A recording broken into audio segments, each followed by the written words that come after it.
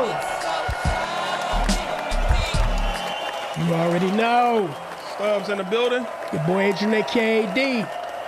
Dr. Spock. Cosmic Shock. You already know. Other known as who? The other guys. The other guys ready to rise. Rubbing your mother's thighs for some summer pies. I gotta say that. How about I turn y'all into Negro pie? No. It's all good, but you know what? It's a beautiful day here in the D finally.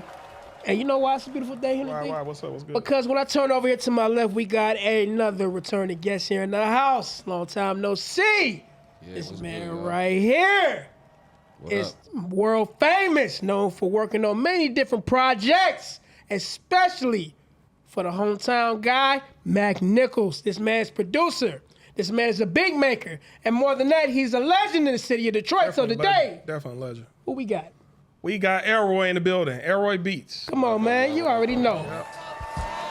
Yeah. And what's up with the music though? Have you ever had any other names in this shit? Yes. What you went by? Yeah, bro. So people don't know, like, when I was in high school, I started rapping, and I had a group called the Swag Splash Crew. I was a part of a group called the Swag Splash Crew. I remember that.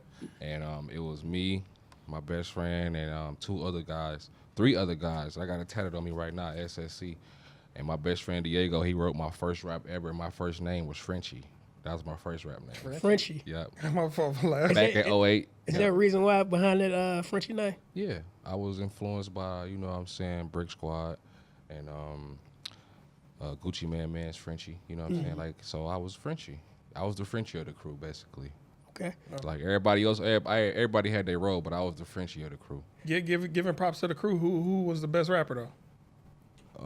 Diego. So and my guy Walter. At the time, Diego and Walter, they was the hardest. Okay. Yeah. Okay. Now, I do want to know one thing, you know, on the producer side of the game. Do you remember the first beat you ever made? I could think around the time, but I can't think of the first one. But no, I can. I could tell you right now. I was asking my homeboy, my big cousin Lito Cash, man. He had a laptop with the FL on it, right?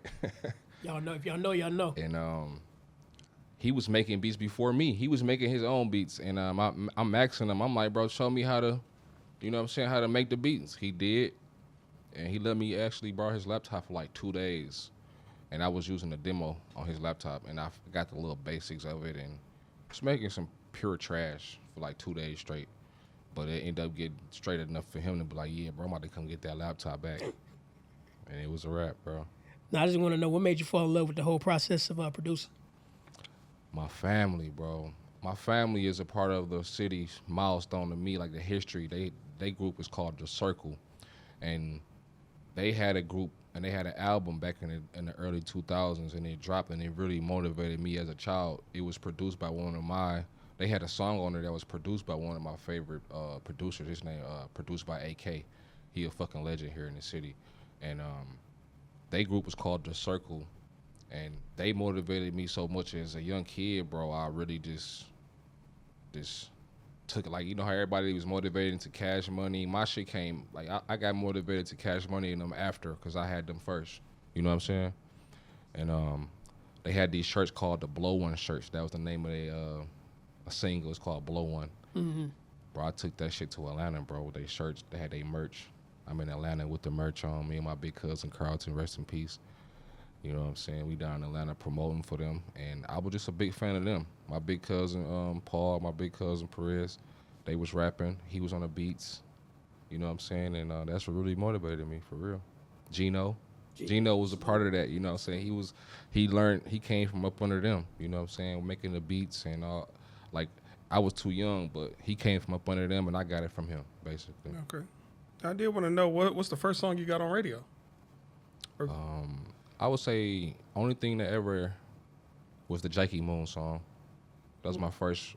It's called Jackie Moon, and it's SadaBaby featuring SkillaBaby, RMC Mike, and Rio the young OG. Yeah. That was my first big, you know what I'm saying? Millions of views, and nigga, I got a crib off that motherfucker, moved up off that, you know what I'm saying? Right. Yeah, like, that was my first, like, people understood, like, oh, he ain't bullshit no more once Jackie Moon dropped. You know what I'm saying? You knew it was a hit off the beat, or once the rappers start coming in, you was like, oh shit. No, it had real history behind that. Okay.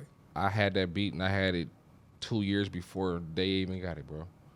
I sent it to Snap Dogg. Snap Dogg had a song on it. Him and his crew had a song on it. Him, Snap Dogg and the Bronco Boys, they had a verse on it.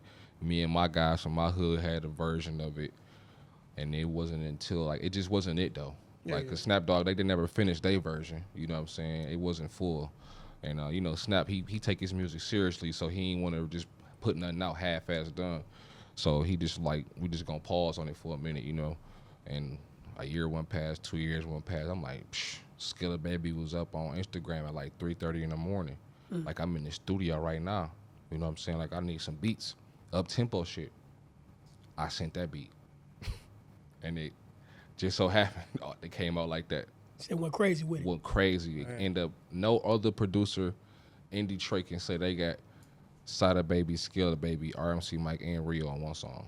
So they was in their hottest peak at that time. So you hold the title for real, for real. On God. When it comes to that. I hold the record of that because those guys is very influential to the whole world right now, not just the city, bro. Thanks. Whole world. Rio is, you already know what he is. Sada, you already know what he is. Skilla, you already know what he on.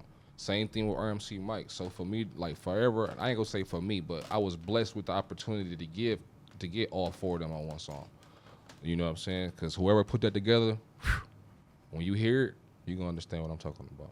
So nowadays, how hard is it to get 3 or more artists on a song? Is it difficult or? For me, like from my point of view, yeah, I would think so. Okay. Yeah, because based on profit splits. Okay. Yeah. Everybody, but I feel like if everybody up, fuck it, why not do it? I ain't gonna. No. So it ain't like that. It's different, bro. It's like once you see that 100% margin, some guys they want to keep that motherfucker at 100%. Yeah, I've heard people mention that before. Like, why not do? If it's 5 people, split it 5 ways. If it's 7, figure out how to do it. Split it 7 ways. Everybody like, no, but I got the hottest verse, so it can get.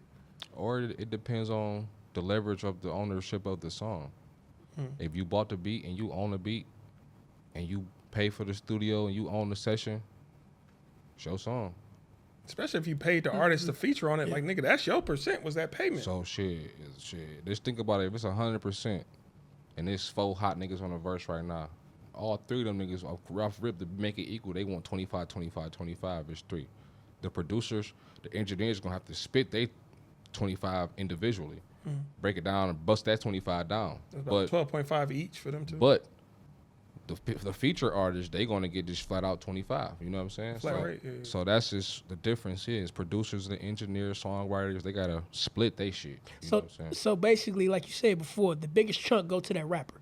It depends on whoever song that is. Yeah, whoever song that is. Yeah. Whoever song that is. That's why a lot of people do labels and kind of like Pharrell and I can't think of the dude. They do like beat houses. Like we rarely work with other artists because it makes it simpler. Like if it's you, Gino, and probably 2 other rappers, y'all already always know how to split it. But every time a new nigga come in, we may have to figure out something for this. But for the most part, keep making this music. We know how we splitting it. Yeah, and that's why people it's called in-house. Everything be in-house. That's the word I was looking for. You know what I'm saying? And in-house production is the best way to go. You know what I'm saying? But because if you look on Apple Music right now, some of the biggest hits that dropped, I can go back to last week. If you go to last week and look on the biggest song that dropped last week and go to the producer tab, they probably got like 7 to 8 producers on one beat. Really? Yeah. Damn. And you know, that shit can get real dirty. That's crazy. You know what's dirty about the music industry? You can make the hottest beat in the world. This nigga could add 1 sound. I'm going to tell you how. I got a song took down based on, I'm thinking it's the sample. It's not even a sample. Guess what it was? What was it? A clap. 1 clap. 1 clap. Get it all taken down. Get out of here, because that 1 clap was part of a pack, somebody drum pack, and they had it tagged and registered, and it was on to them. That's their property. You know, I'm glad you brought that. I'm glad, my bad, not to cut you up, but I'm glad you brought that up because I've been hearing about lawsuits that's been happening on popular songs off little things. Like case in example, I didn't know, with T-Pain, one of T-Pain's songs got taken down because he said 1 line in a song. And somebody sued him for that whole catalog. Yeah. Same thing with that song with they sampled a Marvin Gaye beat. That's one thing you know. Oh, the Blurred Lines? Blurred Lines, that's the one. That's one thing you know. Everybody know this in the music. You don't fuck with Marvin Gaye shit. Right. Unless you're willing to sacrifice just to give it all up. Now, if the song big, but you just don't expect to get no money off of Marvin Gaye shit if you gonna sample it. Or always expect for them to take it down. Or just get it released, or get. They not gonna clear it. They not clearing it. They don't want nobody to fuck with his shit. Which I agree, because it's some classic ass shit. They don't want nobody to fuck with his shit, bro. It's just like Sade almost. Yeah. Sade almost the same way. They were like, you can't even post some of her videos on TikTok. You remember what Jay-Z did though with the Annie beat? Jay-Z, he paid them a bunch of money just to sample that Annie. Hey, it's just but like, now he owns somehow all the rights to it. So if somebody use it, because I think Nipsey Hussle made a song with that shit, but he had to go through Jay-Z now because he got it clear. Yeah, that's the same thing with Diddy. Diddy did the same thing where he sampled for that one song. Sting. He got to pay $5,000 a day for life. $5,000 a day. Yeah, for the rest of his life. I remember that Sting. Yeah, I remember he said that shit on the Breakfast Club. He was like, he's like, right now he already paid me about $30 million. I'm like, God. But I'll be missing you. Yeah, I'll be missing you. But I did want to say about Sade. That's how I know you're right, because MF Doom got a song, and I always thought Sade did the sample, but come to find out, he just had a whole nother woman come in and sing that Sade. The woman name is Pebbles. Yeah, Pebbles. Yeah, Pebbles came and sung on the chorus. And I'm thinking she sounded like her. Sounds. To me, I thought it was her. Till somebody said no, that's another woman. You can tell it's not Sade. You know, Kanye. You can tell that. Kanye had to do that too with the Through the Wire shit. Yeah, he had to. That's because she didn't like his version. And it was, but over time, I think she regretted. I guarantee you, she did. She regretted based on the financial part, but her art and her voice, she don't, because she don't like the way she said it. She don't like what he did to her. That's Shaka Khan, right? Yeah, Shaka Khan. She ain't like what he did to her voice. But you, what you mean, like make it like a high pitch? She said the pitch and the way the way he detuned her vocals, and like, cause back then they didn't sing with no auto tune and that type of shit. Her shit was raw, like raw takes and shit. So she was basically saying that for him, the semitones and the way we hear it is different. You know what I'm saying? It's not just based on the volume and the tune part. It's the hertz and all that type. She ain't like none of that shit. But still, nonetheless, that's how you become immortalized. For one, just getting on film or on getting your music out there and letting the next generation use it, even if you may not like it. Because I think NLE Choppa did a song. It was his only song I like. I can't think of the name of that shit right now. I don't like no NLE Choppa song.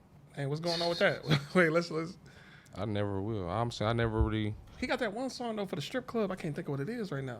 No, I can't name you a song about him either. I can't get it. I can't. I ain't know it was his song, but girls kept playing it at the strip club. I went up to DJ like, what is that? They was like, that's NLE. I was like, whoa. And because mind you, I don't fuck with him either. But off that song, I was like, I respect him. I respect him as a man, as a person, but as a creator and an artist, that's just music. That ain't my tune of music. You know what I'm saying? You know who I do respect, going back to something about lawsuits or getting things cleared? I respect Shirley Caesar for not suing anybody for using her coarsenet beans, greens, potatoes, tomatoes. Yeah. Yeah, because she had every right to do it, but she didn't.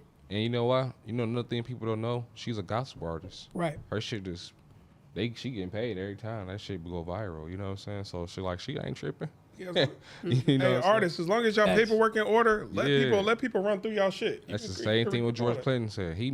George Clinton made albums back in the day that the music industry took away. Right. George Clinton made albums for people to produce and sample.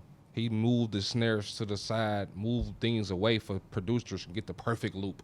Facts. You know what I'm saying? Yeah. But the industry said, give me all this. Give me all this. Take it all down. You can't buy that shit nowhere. But the good thing about it, the music reversion has been 30 years. He older enough, the shit about to come back to him. But you got to apply for that the 29th year, because it take about like a whole year for the process to go through. No, but for him, it's longer than 30 years. George Clinton, I'm talking about George Clinton. I know. Yeah, so it's like, like they go back a long time. They got back pay coming from a long time. People sampling and they ain't get paid for it. So now it's like it's gonna all fall back into his plan as the original creator, because it's so many songs and so many hits that was made off his song that we think that other producers made they sound off of. It's really George Clinton. Could you imagine how much money he making from Doggy Style and The Chronic? Not a lot. I think so. It depends on the paperwork though. I don't think so. You don't think so? Because Ice Cube sampled a lot of his stuff too. Yeah, I think back then he was in his drug era, so I think they just paid that nigga flat out right cash and got what they got while he was there. That's what I'm saying. You depending on his paperwork. Yeah, I think they took advantage of why he was there, because he was hip like that. for him to be big, he was pulling up to the studios fucking with niggas, you know what I'm saying? Right. But he was just getting high, like, fuck it, bro, you know what I'm saying? I do this. He was just in there playing, just like how James Brown used to do back in the day. Yes, and he really, but his gift was just like James Brown, he can orchestrate a whole bunch of people. See, the gift with George Clinton and James Brown is, it don't matter who you is. If you play an instrument, and he can make you be ready to perform for the studio that day. Right. You know, you don't have to have the same band and pay all these that's what James Brown's method was. I ain't got to pay these niggas all no millions. Give me anybody that know how to play the instrument. They gonna go off me. They gonna go off my tune, and they gonna get it right. Because all they was doing was repeating this shit all back in the day. Repeat. If you look it up on YouTube, bro, it's a footage of James Brown in the studio, and he talking to the engineer. He like, bro, I hear the drummer playing it, bro, but this, y'all back there fucking up in the engineer room, you know what I'm saying? Like, get it right. Mm-hmm. And you can tell, bro, they was going through this like 4-5 hours straight. The same drum, the same loop, the same part. And once they got it right, it became one of his biggest songs because he knew what he was hearing. What song was that one? I think it's... Hit Me. No, it's one of them, not that one. It's called Country Road. That's the name of the song. You know what? The engineers was probably smart back then. Oh, funky road. Mm-hmm. That bitch going crazy. Didn't know that. Cause I know now that I hear what you're saying, the engineers probably knew, like, if I don't use my loops, I'm not gonna get that extra money on the side. They probably already was plugged into the game. Like, I'm gonna keep it my drum. No, it was back in the day. It was hardware, so it was the effects. Mm-hmm. So in order for them not to hear the sound that the artist was hearing, they would put certain effects on top of it so they wouldn't hear the quality. James Brown, like, no, I can hear it. Take that shit off that you got on there, and let me hear what he playing. Yeah. You know what I'm saying? Do you got a favorite James Brown song by any chance? I don't have a favorite song, but I got a favorite performance, and it's the free concert he did in Boston. After MLK, he walked out crazy. That walkout was, and that's one of my, like, for me as a kid, my uncle showed me that, and then even to this day, I still be watching it. It's one of the greatest performances ever caught on camera. Was that the one where, my man, they tried to hop up, bum rush the stage? They said no. It was niggas climbing on the walls to get in that motherfucker. I remember that. Niggas climbing on top of shit to get in that motherfucker, bro. Man. You know what I'm saying? And there was a heightened level through the country because, like I said before, MLK just got assassinated. And he did it completely for free. Yeah. Free. Yeah. Do you remember the one, the Night Train one?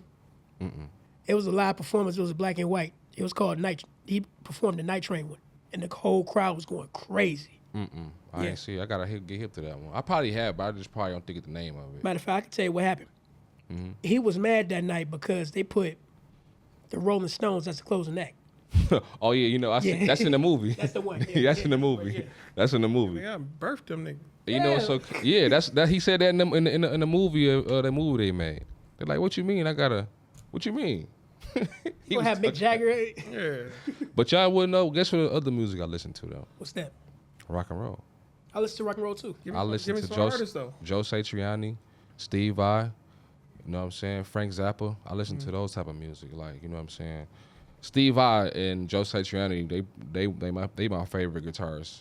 You know, when it comes to that crazy shit they do on the guitar. What about Stevie Ray Vaughan? Stevie Ray, I fuck with him. You know what I'm saying, and I fuck with Dweezil. That's Frank Zappa's son. He cold as fuck too. It go back. I call him Jesus, bro. He look like Jesus when you see him play, bro. But he cold on the motherfucking piano. You know what I'm saying? Like, he cold. But I forgot his name. But I call him Jesus. George Duke. You know what I'm saying? Bill Cottingham.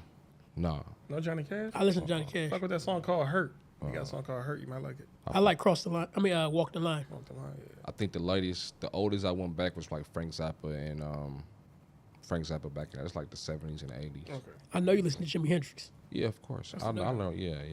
You know what's so crazy, bro? I got blessed by my mentor, bro. I have a Jimi Hendrix session on my computer, bro. The whole session. Purple Rain. Yes. And Voodoo Child. I can pull up the whole session. Like, you can hear him breathe. You can hear his licks. You can hear it. I got the whole session, bro. You know, I like his version of the the national anthem the best. Mm-hmm. When play that with the guitar. At the festival. He made that motherfucking guitar sound like a helicopter, all type of shit. You know what I'm saying? That was a highlight of the festival. What was that? Burning Man, I think. No, that was Woodstock. Woodstock. Yeah, you right. Woodstock. That's a time stone and like a milestone, and like if it's the whole world got a what you call them, a capsule, that's in there. Woodstock in that motherfucker. Woodstock, you know what I'm saying? And a whole history of Earth, Woodstock in that motherfucker. Could we talk about Woodstock for a minute? Because another performance I like from Woodstock was Richie Havens when he performed Sometimes I Feel Like a Motherless Child. Because he said he came up with that off the dome. Yeah. He didn't have no more songs to sing because everybody was delaying the festival. Yeah, that was a long ass. Yeah, but you got to also think, bro, if you actually watch that shit today, bro, everybody was so fucking high on that concert, bro. It was. Like, everybody, bro. It was one nigga literally playing like this. Like, his eyes were closed. He was so fucking high. That's what the guy from Santana said, too. Like, everybody on that stage was high. I don't think you couldn't perform if you wasn't high. You know what I'm saying? Back then, like, real shit. You ever been to a festival that big? Do you do music festivals? No, I've been to I went to a concert at the DTE arena at Oakland University out there. And it was it's a jazz concert, but this motherfucker, man, crazy. I ain't never seen that many people at this concert. And I forgot my man's name, but he a dope bass player, and then his band that he brought, it was crazy, bro. Like, man, when I went to the Jazz Fest like 2 years ago, I was like, man, if I'm an A&R or even a producer, I would just pull up and network with these dudes coming off the stage playing some good music. And I like, seen Snarky Puppy in real life too. Who? Snarky Puppy. Snarky Puppy. Look that group up. Them guys is crazy, bro. Like crazy, bro. Snarky Puppy, bro. Let me also ask you: are you a fan of Red Hot Chili Peppers? No. So that's not you all day. No. Hey, so have you been to all the radio stations out here? You know, we got 105 point. None of them? You don't... No, I've been to one. Which one? I think is whatever one is WJLB. FM now? If it's still FM. I don't know. Whatever the fuck that one is. I ain't listen to radio so But I haven't really been to the new ones. But you know, it's so crazy. I was in the studio performing. I was making a beat for an artist. Her name, shout out to Stephanie Bills, man. Shout out to you, man. That's the second time I heard that. You know, she one of the hottest, you know what I'm saying? She took a break from her right now, but she doing that real estate thing, so shout out to her. But when she was rapping, you know what I'm saying, I was in the studio, and I'm in there with all hitters and DJs from the radio. DJ Gifted was in there. Other, you know what I'm saying, DJs is from that be on the radio was in the same studio with me. I ain't know who they was. Damn. We was in there working, though. It's like we really was in there working, though. Like, it wasn't like, you know, like taking pictures moment, like conversation. Everybody was really working, trying to make the best song for her. And I was in there making the beats with my headphones on. But when I got done and went on the internet and seen all the pictures, you know, where they tag us and stuff, right? I'm looking at people's names. I'm like, oh shit. I'm in here. I'm like, damn, this nigga a CEO. This nigga own a car company. I'm like, oh, I ain't even say hi to them. Didn't even know. Oh no, I spoke to everybody. Okay. Yeah. You know, everybody got the proper, how you know what I'm saying, greeting, but just still, you know, I wasn't in, you know, conversating because we was working for real. But you know what? Sometimes that's better because some people hate. Like, say if it's a president of a company, he hate the way everybody interact with him. Yeah. And then when you just on some regular nonchalant, hey, what's up? How you treat them regular. And you know what's so crazy? Like, my mentor said the same thing, man. Because he was like, man, in this room, you wouldn't expect for him to be in there, bro. Like, he was just in there. Just like we was talking off air about going to cigar bars. Yeah. Be the same environment. And look, bro, I'm thinking, guess what they tell me to do? They tell me to play some beats. And I get to playing the beats, like, because some stadium, because I'm in this guy. First of all, I'm in here with a guy that looked like Michael Jackson. He like, if he, man, I deleted this post because, I don't know, but I'll tell you off camera, but he got a Michael Jackson persona. I'm in the studio with him. They tell me to make some beats for him.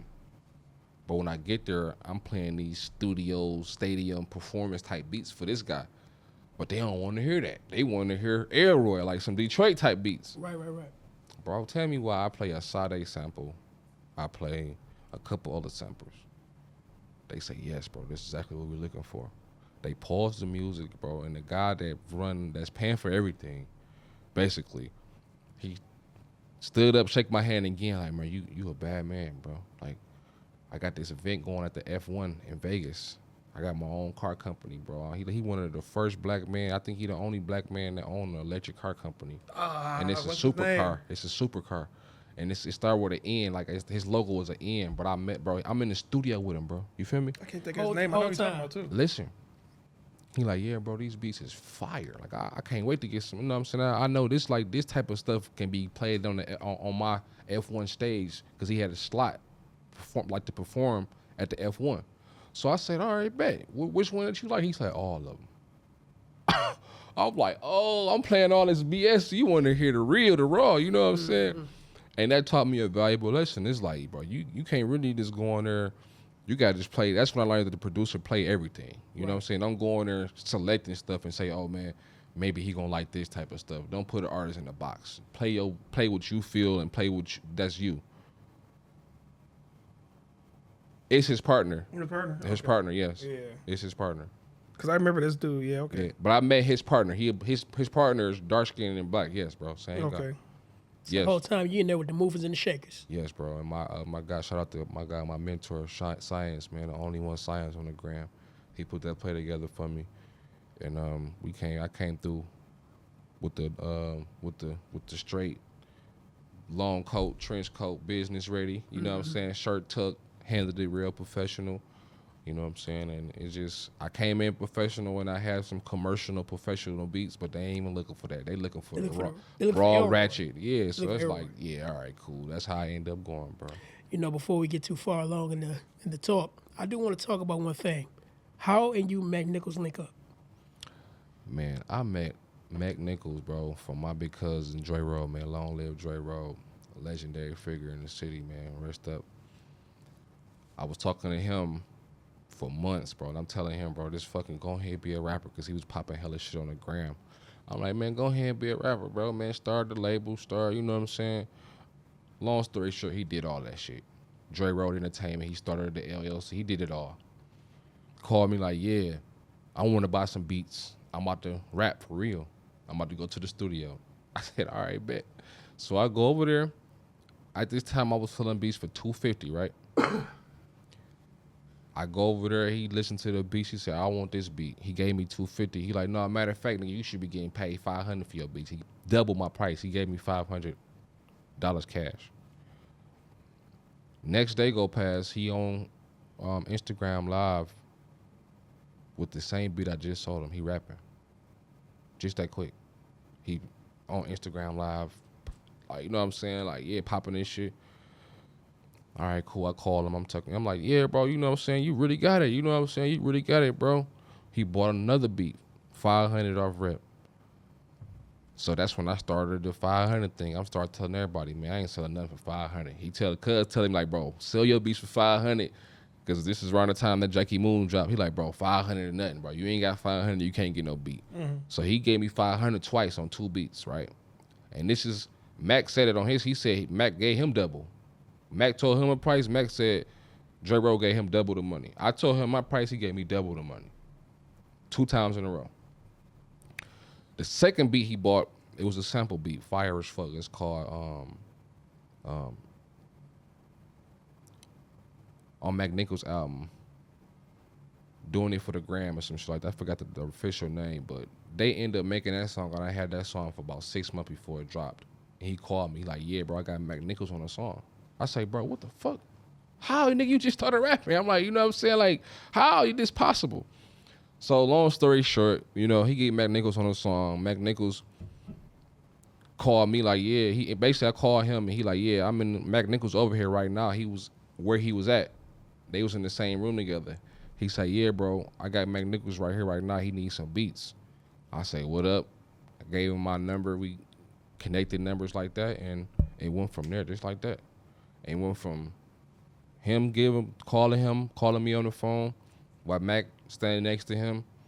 Mack got my number. He texted me, and the first beat I sent him, I think it was like Long Haul. It came out the song called Long Haul, and I just never went back from there. Because I was a fan from Mack all the way going back since 9th grade. So for me, it was like an honor from like, hell yeah, like I'm producing for my favorite rapper, you know what I'm saying?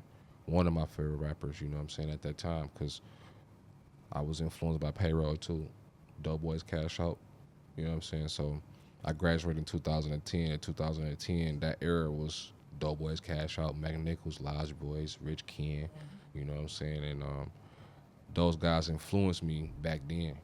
So once I got to connect and I knew I had Mack Nickels' number, I was looking at my phone like 40 minutes. Like, bro, I got Mack Nickels' number in my phone, bro. Like, you know what I'm saying? Like, I called my best friend, called my home. I'm like, bro, I got Mack number, bro. Like, I can call him right now, nigga. Like, you know what I'm saying? Like, I was popping my shit.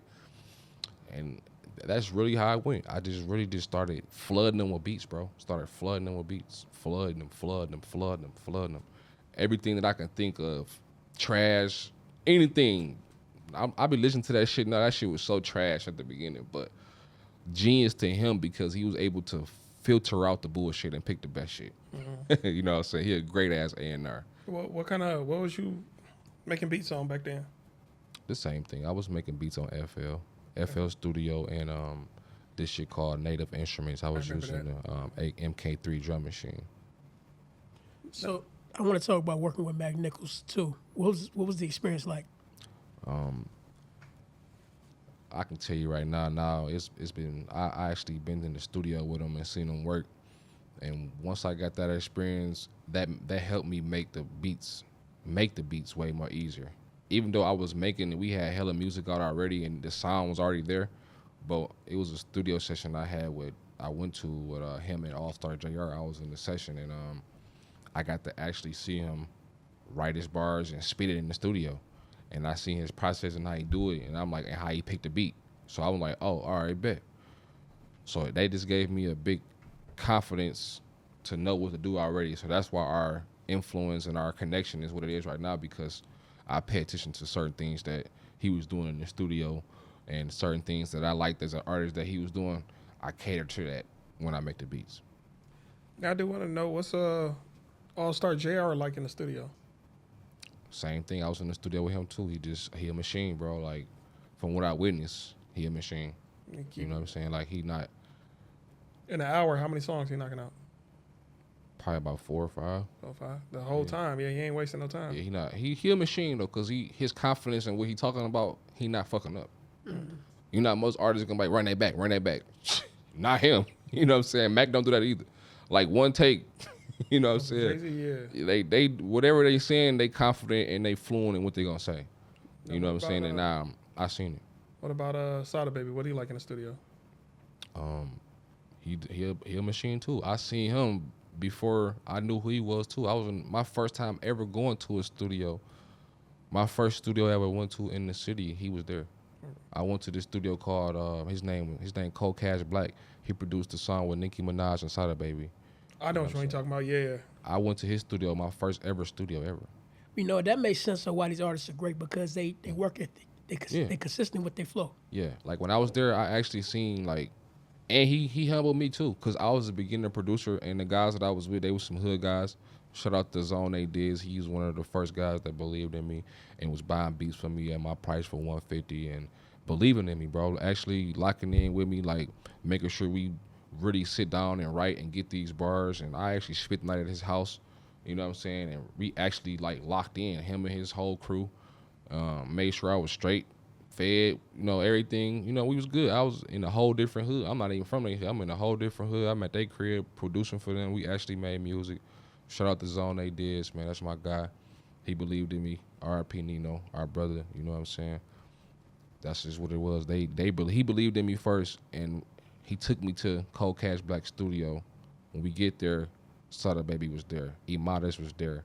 You know what I'm saying? And that's how I went. Now, let me ask you this, since you work with a lot of Detroit artists. Which Detroit artists got some of the best unreleased music? I don't listen to, this like, I don't know, it sounds crazy, but I'm one of them guys. Like, I tell, because they be making that. So many people try to send me music. I tell them don't. I'm one of them guys as a music, how I consume music, I want to wait till it come out. Okay, so you don't never listen to the unreleased? Nope. Oh, wow. I tell people don't send me nothing. Dang. Every last one of them. No. It be people trying to tell me, like, bro, I got to send you this. Nope, don't. Well, let me ask you this then. Why do you think they don't release it? Certain songs and music, why do you think? It's the timing. And for me being an artist, now I think it's the energy they be putting into it. And I don't think they be feeling that way at the time they want to put it out. So you gotta expound more. I'm not understanding. Meaning, like, it can be some unreleased music and they can be some of the greatest music they ever recorded, but they can be darker than what they naturally be. You know what I'm saying? They can be deeper in certain subjects they naturally is. So they like, bro, I ain't gonna put that shit out. Like Biggie talking about, it's a wild stuff. I don't really want to put that in. A nigga might say some line about World Trade Center. You know what I'm saying? Like, yeah. You know what I'm saying? But the whole song fire though. Right. But that one line, he be like, nah, bro, I'm just gonna take the line out and punch in some new shit. Nah, but it's gonna fuck up the song. That's why niggas be like, and nothing too. Guys be so talented with freestyling and they really be locked in. Once it's recorded, it should record it. Ain't no going back and taking shit out. If you do, you're going to fuck up the whole song. Yeah, right. You know what I'm saying? So they be like, man, it's done with that shit for real. You know, I kind of do want to go back. You was talking about, you know, listen to no unreleased stuff. Mm-hmm. Sort of kind of relating to that. Do you got any, I don't know, maybe up-and-coming producers that want you to, that's dying for you to listen to their stuff? Yeah. I got a lot of producers, man. A lot of young producers, older producers, man. Like I mean a lot of older producers too. Like my father age. You know what I'm saying? That's really trying to figure out what it is because they've been producing for so long. And the biggest thing is they drums. Do you know what I'm saying? Like they drum packs is 2002. Oh, so they need to upgrade. Upgrade. As soon as I come, I'll give them new drums, and they be happy as hell. You know what I'm saying? But that be the thing, bro. Like bro, expound on the boom baps. They really stuck in the era of the boom baps. I love that shit though. But in this era, boom bap don't consist of the boom bap. It's lo-fi and boom bap connected, meaning the sounds and the drums connected. It's not just the doom doom. It's everything now. You know what I'm saying? So it's the ambience, the lo-fi. It's this more of the sonic things right now with the boom bap beats now. Back then it was just straight kicks and snare. It's kick snare. You know what I'm saying? So now, bro, it's like more appreciation. People can. It's more of like an ASMR thing now. If you know what I mean, like smooth and mellow. Yes, Yeah, that's the they melody, connected. the groove matter now. Yeah. They connected the boom bap with that now. You know what I'm saying? So instead of them calling it boom bap, they call it lo-fi. They call it shit like that. You know? Oh, so it's a new name for recreated. Yeah, but it's the same shit. Laid back, the tempo slower. You know what I'm saying? But that's how I like my hip hop. If I'm gonna word it like that, Yeah. I call it smooth hip hop. But it's hip hop though. You know what I'm saying? If Nas can rap on it, it's hip hop. Yeah. Yeah. You know, if Common can rap on it, it's hip hop. I did want to know more about Joy Road. Yeah, Dre Road, man, legendary figure, man. He one of the guys, bro, that started the marketing on this weed business that everybody see right now with the packages. But the only thing is, man, he was really, really bringing the strong weed in, not the bullshit in, not just being what you call these guys is money hungry. They're just bringing anything in, getting the money. Giving you brown weed. And he was filtering out the BS with the good shit. You know what I'm saying? And he really pioneered this marketing thing on the city, man, to promote this weed brand that's like the weed stuff that's going on right now in the city. He really started it, and he took this shit to a whole nother level. And I just want to make sure that the things that he have done with his music, the music that he do have out, that's out on Apple Music right now. You can check it out to support his people and his family and his vision and everything he had going on. Because as soon as he started everything, he got killed. You know what I'm saying? Like it didn't even go a year. Like as soon as he started it, songs dropped.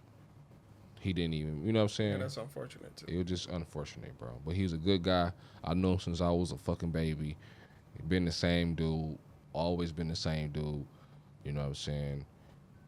It wasn't just about no drug thing. He was an overall great dude. My mama raised him, took care of him. All the way when I got to my teens, every time he see me, he'll look out for me, take care of me. 500, 200 here to see him. You know, he one of them type of guys. I seen him out in person a couple times, and oh man, what up? 500 to me, 200 Straight off the love. Off the love, bro. Cause he know, like my mama, he know we come from the trenches. We from Dre Road, Illinois, bro. So he know, like, and it's been like this since I was a kid. So what you used to do with the money though? Was you responsible, like you break bread in because you know it's bills in the house, or you just With who? when you got the $500?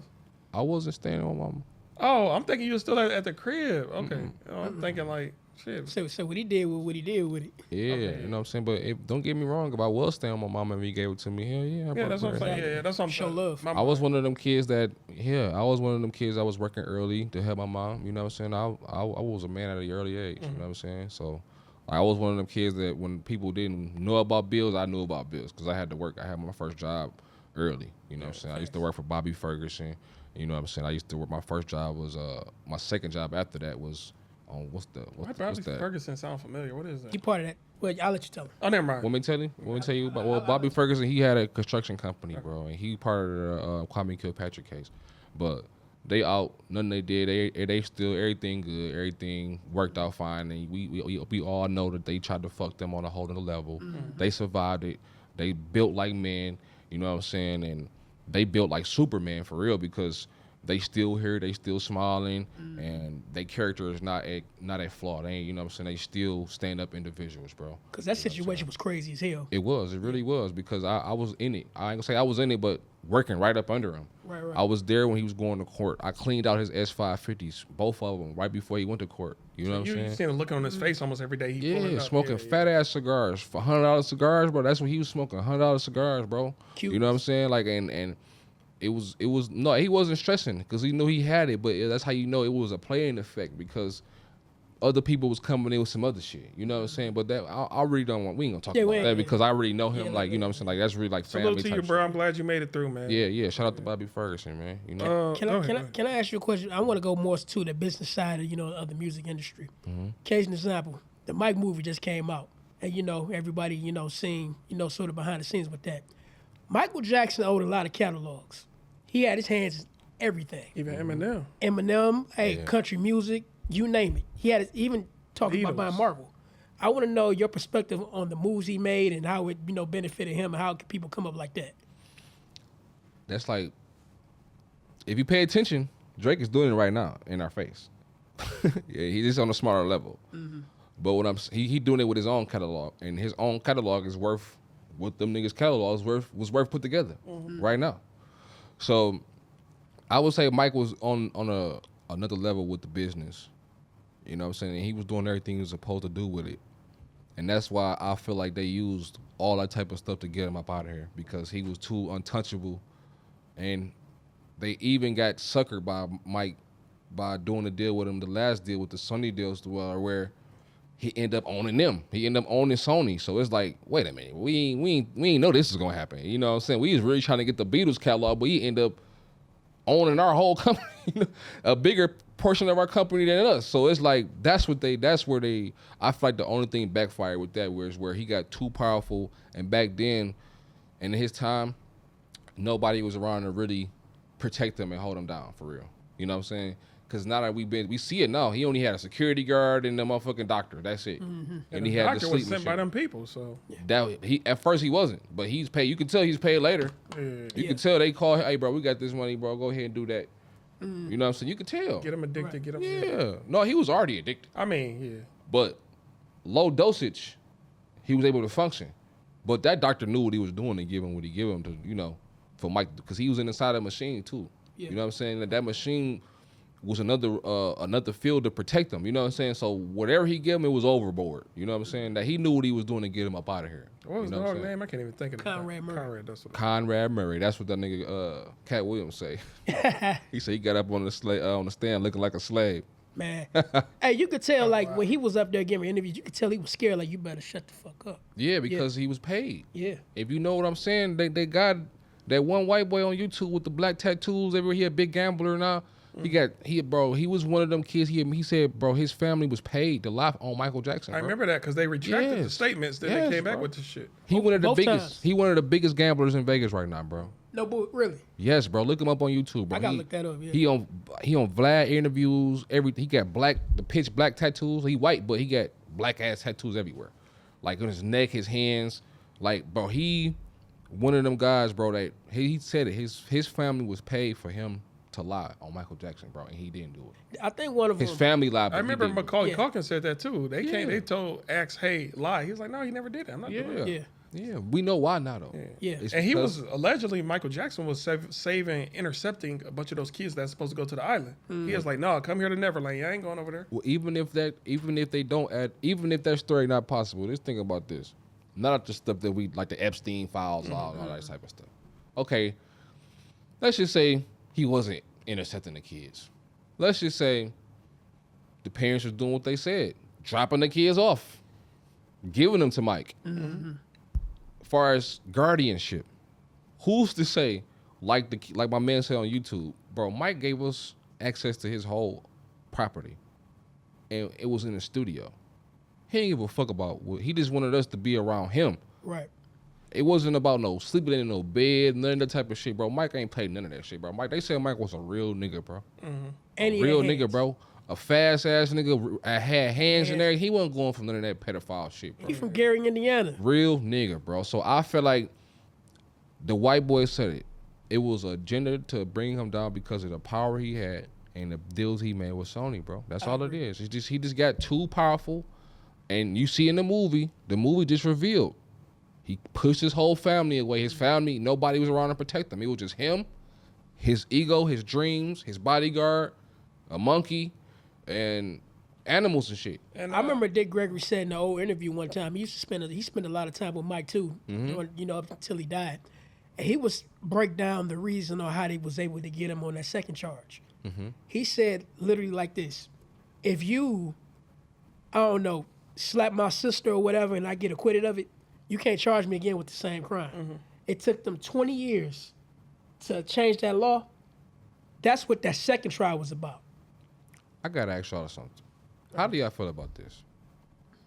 How do y'all feel about Bill Cosby, even Jay-Z with us, even though he just beat his accusations? Yeah, he beat his shit.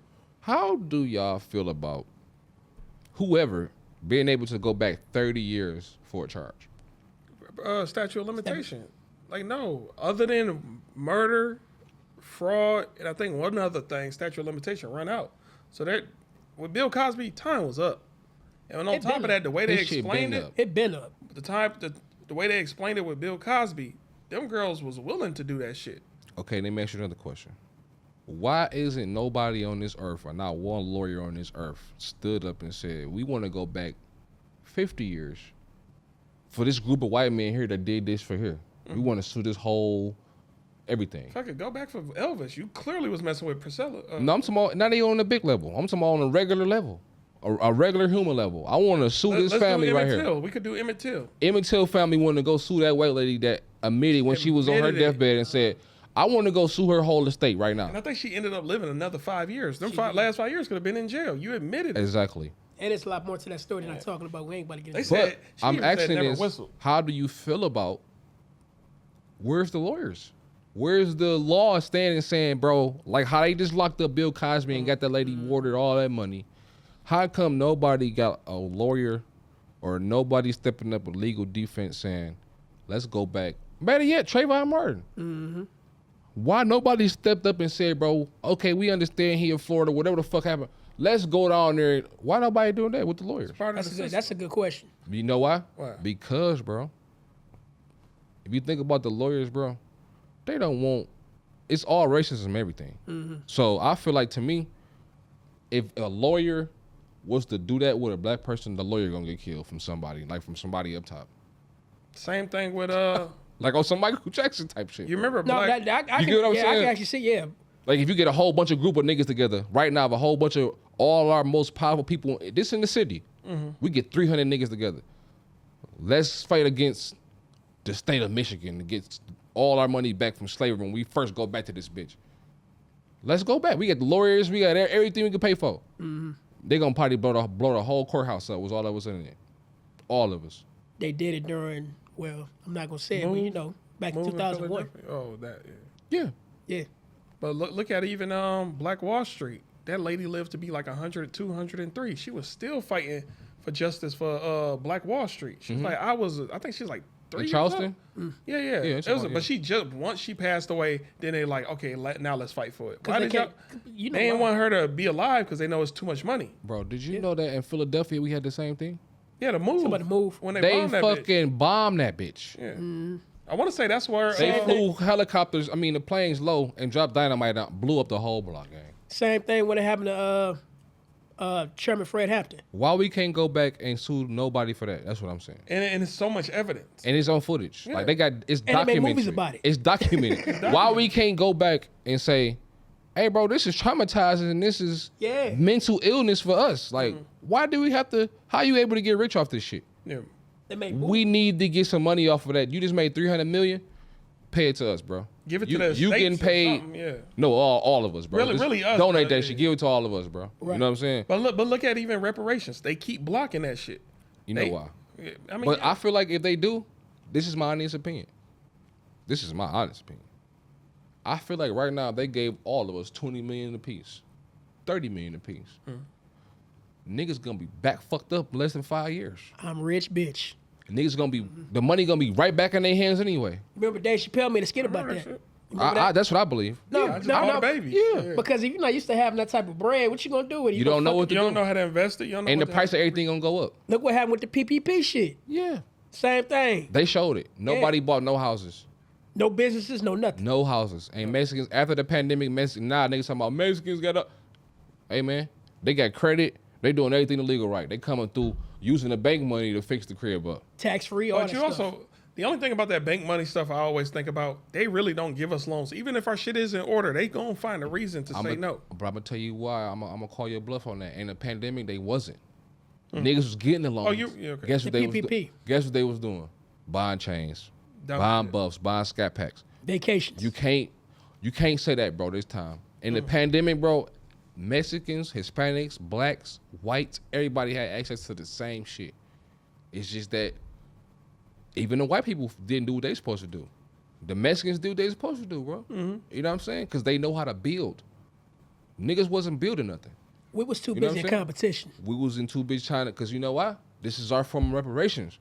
Niggas never had nothing for real. I seen little niggas say he had 50,000 on a car. He had 12 cards, 50,000 on each one. But you got to think about this.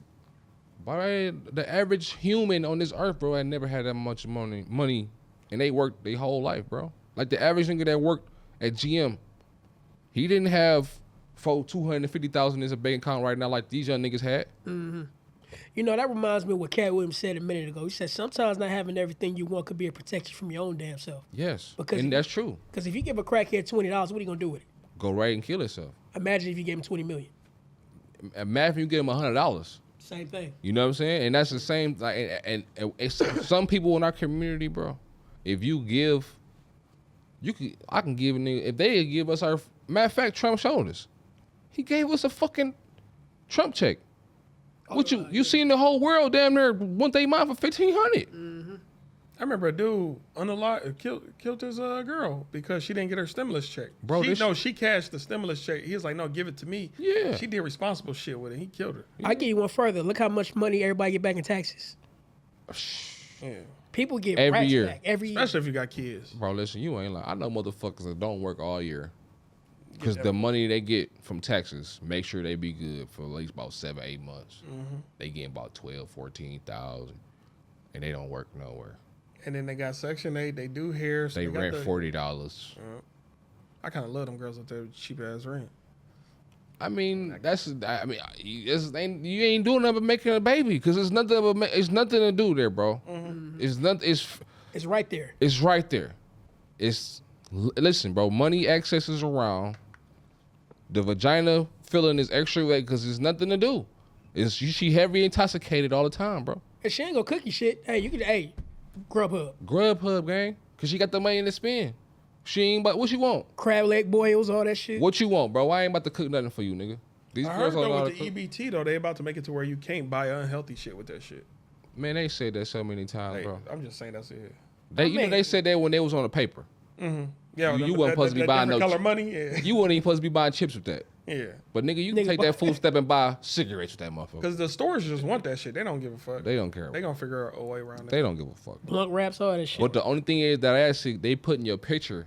They about to put people picture on their bridge cards.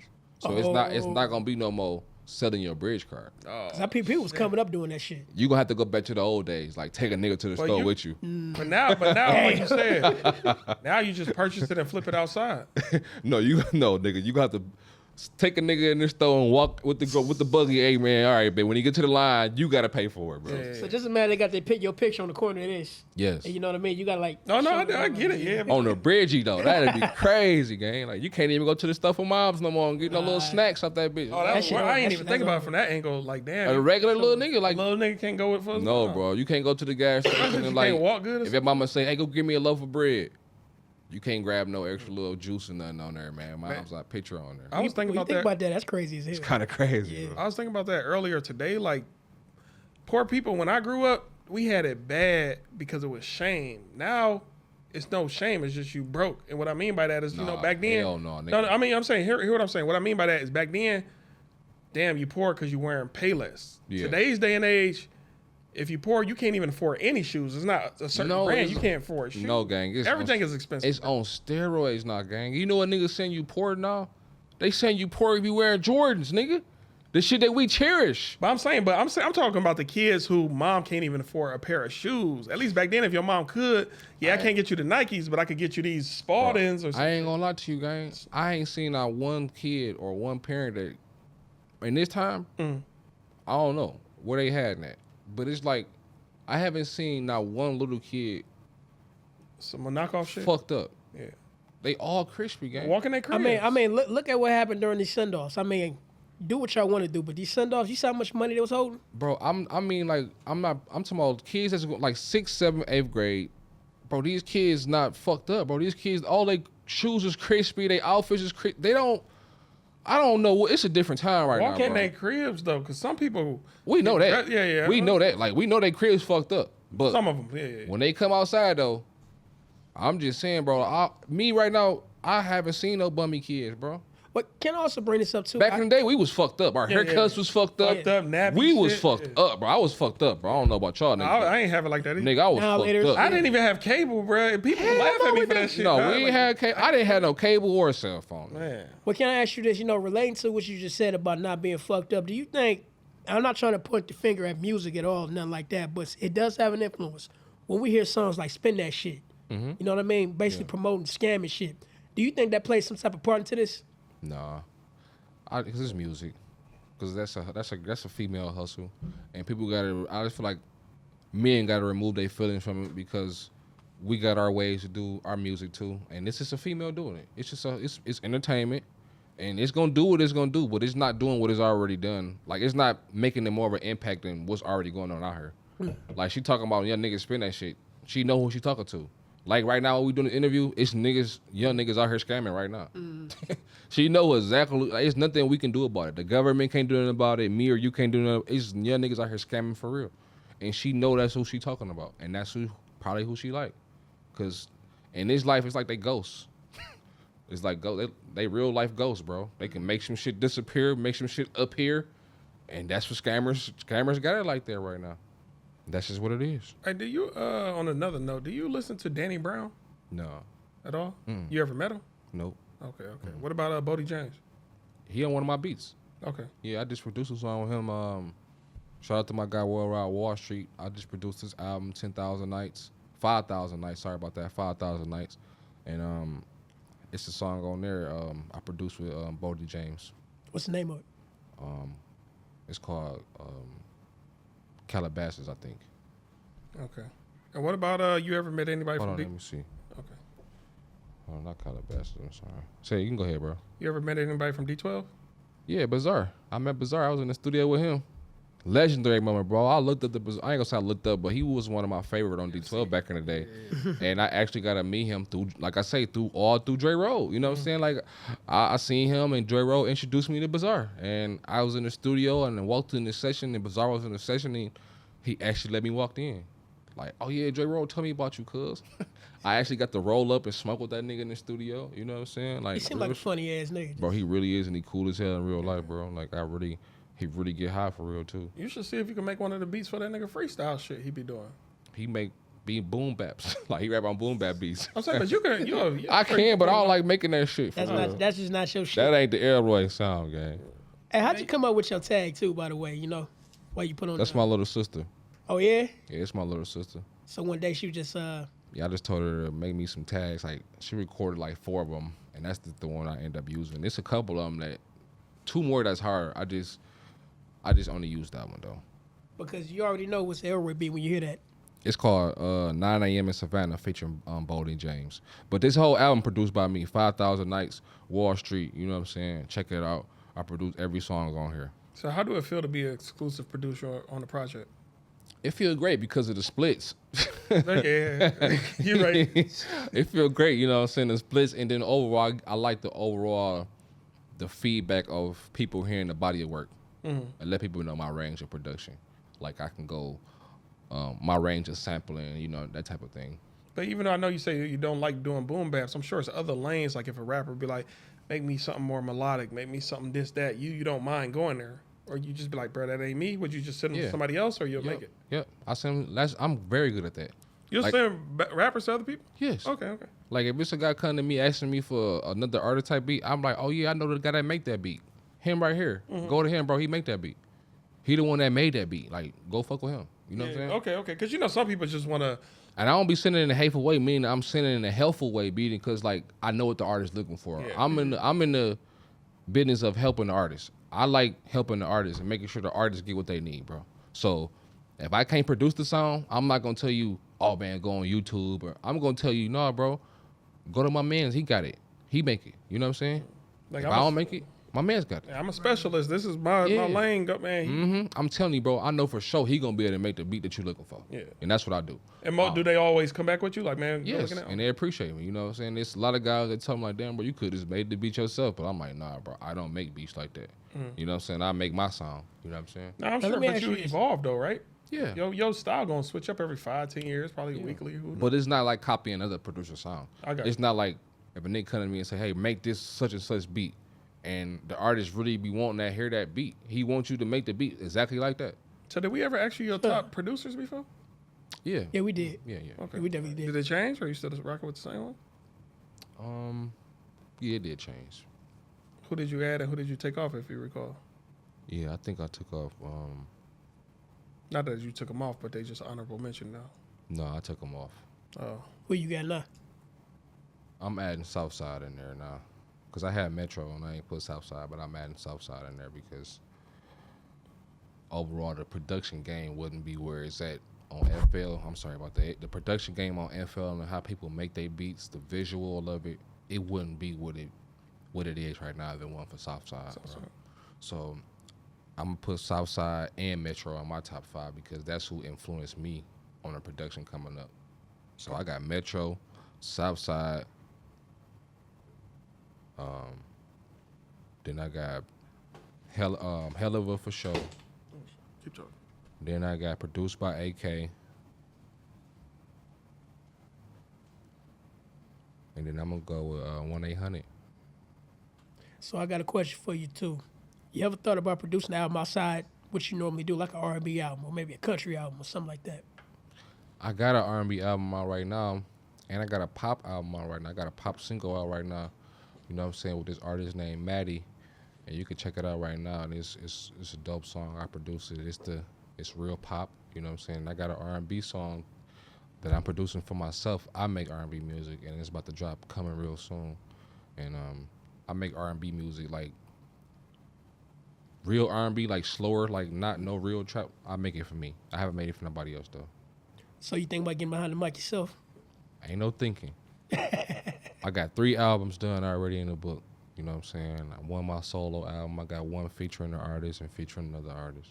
But I started off rapping first. That was my first love with this shit. And back in 2008, like I told you, my best friend wrote my first rap. But later on in life, in like 2013, 14, I started taking rap real serious, and I bought a beat off YouTube. Well, I ain't gonna say I bought a beat. I downloaded the beat off YouTube, made a dog-ass hook, dog-ass song on it, tried to put it out. The artist told me he wanted $7,000 for the beat. Shit. I said, you know what? Trash the song, trash the rapping. I'm about to learn how to make beats. And that's how Elroy Beatz was created. So you know what? That's actually, learning curve. If it wasn't for that, you want to learn how to do it. I wouldn't, If it wasn't for my attitude and hearing that nigga say 7,000. What? What was your real reaction? Eat a dick, nigga. No, it wasn't that. It was like, what, bro? Like I'm like, bro, what you mean 7,000, bro? Like, everybody got this beat. I don't even fuck with that kind of shit. He wanted 7,000 for exclusive rights for me to put it out and sell it. Oh, he want the whole. Yeah, so I said, wow, bro. So he didn't want no piece. Some guys, he didn't want to be a part of it. Right. So he just wanted me to buy the beat outright. And back then, I didn't have no $7,000 to get on nigga. Even if I did, I wasn't gonna pay that nigga. You know what I'm saying? My last $7,000 on the beat. So, yeah, I really took that shit serious, and that's documented on YouTube. The year after that, I went into motherfucking Guitar Center, bought my first FL Producer Edition, and locked in, bro. Now, are there any artists that you do want to work with that you haven't with yet? Right now, Payroll, even though he rapped on one of my beats, but I want to work with him. Yeah, actually, I want to be in the studio. Like, I got to see All-Star JR Mack in the studio. I want to be in the studio with him. I want to work with SadaBaby in the studio. I want to work with Peasy in the studio. I've been in the studio with all these people, but I want to, like right now, and you know what I'm saying, like I want to make the beat. See, that's the biggest part. That's why I stopped being an engineer.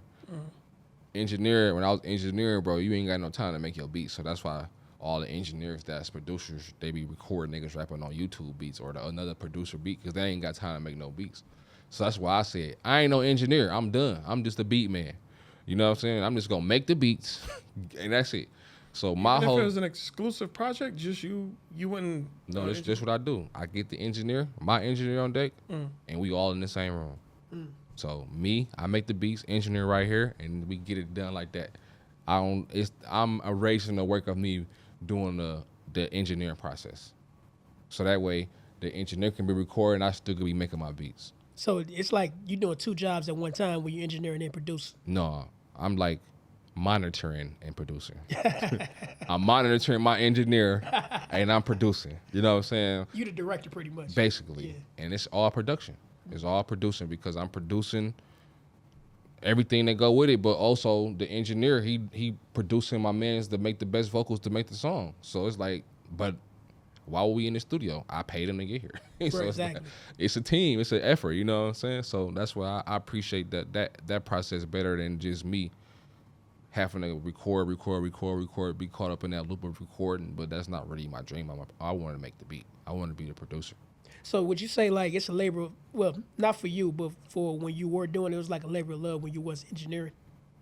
Hell no. I fell in love with it for a minute, but I didn't know how like, I didn't know the system I was in was going to come like that, meaning like it was going to be so much a repetitive thing. Right. Meaning like that shit, as an engineer, you always working. Always. You ain't got no time to make no beats, and you know what I'm saying? Cause, and at the studio I was at, and at the time I was at, bro, it was, everybody was recording, bro. Everybody, bro. And I just really couldn't make no beats. And I wanted them while I'm recording all these people. I'm like, bro, I want these niggas to rap on my beats. Right. They ain't rapping on my shit. So I'm like, hell no. I'm done. Came back to the same studio. They rapping on my beats. It was one time at a point, bro, I was at the studio and my work was in all three of the studios. I wasn't recording. You know what I'm saying? Because I just got the beat and other engineers recording them. But I remember I'm walking in the hallway, bro. I had 3 studio rooms, bro. 3 different rooms, 3 different artists rapping on my beats, bro. 3 different beats. Didn't even know this shit, not paying attention to, I'm just walking through. I hear my tag. I'm like, okay, I know dog. I just bought him, I just sold him the beat. But these other 2 studios, I'm like, who's back here rapping on my beats? You know what I'm saying? I get back here, bro. It's people that really bought beats off my Telegram and they really paid for studio time to go record and take this shit serious. You know what I'm saying? And that really made me feel proud. Like, damn, bro, this shit serious now, bro. I'm hearing my shit in all 3 rooms, bro. Banging on all 3 different sounds. Like, damn, I made it. That's how I feel like, bro, that shit feel good as hell, for real. Now, I did want to know about Maddie. Is that a male or female? Who? Maddie, you said it was the person you made the pop album with. Yeah, pop album. Maddie. Female? Yeah, she a female. Her name Maddie. I thought it was somebody else. She her. I met her through the Instagram, and one of the engineer homies, his name 11 Sounds. He an engineer, and he was recording her. She reached out through me from his page. I invited him out to my producer camp, and he came through, and she followed me through him, and I ended up making some dope music with her, and she ended up being like, I like her writing. She more of a dope writer, and her vocals is crazy. But the beat that I made, she's not a rapper, just a singer. No, she's straight pop and R&B. Okay. And this is the touch bases. No, like I ain't gotta make it too long. But remember the story I was telling y'all when I was in the session with that very important guy, and I played them beats that was made for the stage that they really ain't like. One of those beats, I end up playing for Maddie, and she ended up making a single that she just dropped out right now, and it's doing great. Okay, salute to her. Yeah, salute to you. She dope. I do want to know video shoots. How many video shoots you been on, or videos you been in? 4. 4, okay. Yeah, as the producer. I'm saying, but you still, you know how do they still let you get a moment like 5? Yeah, that's what I'm saying. I've been invited to like 4 videos where I'm getting the cameos Elroy Beatz. Okay. And I got 2 more. I just got invited to 2 more too. Okay. So I got 2 more that's probably about to. And these guys is popular, you know what I'm saying? And it's gonna mean something when I be in the video. You know what I'm saying? Now let me also ask you this: you plan on expanding the movies? Yep.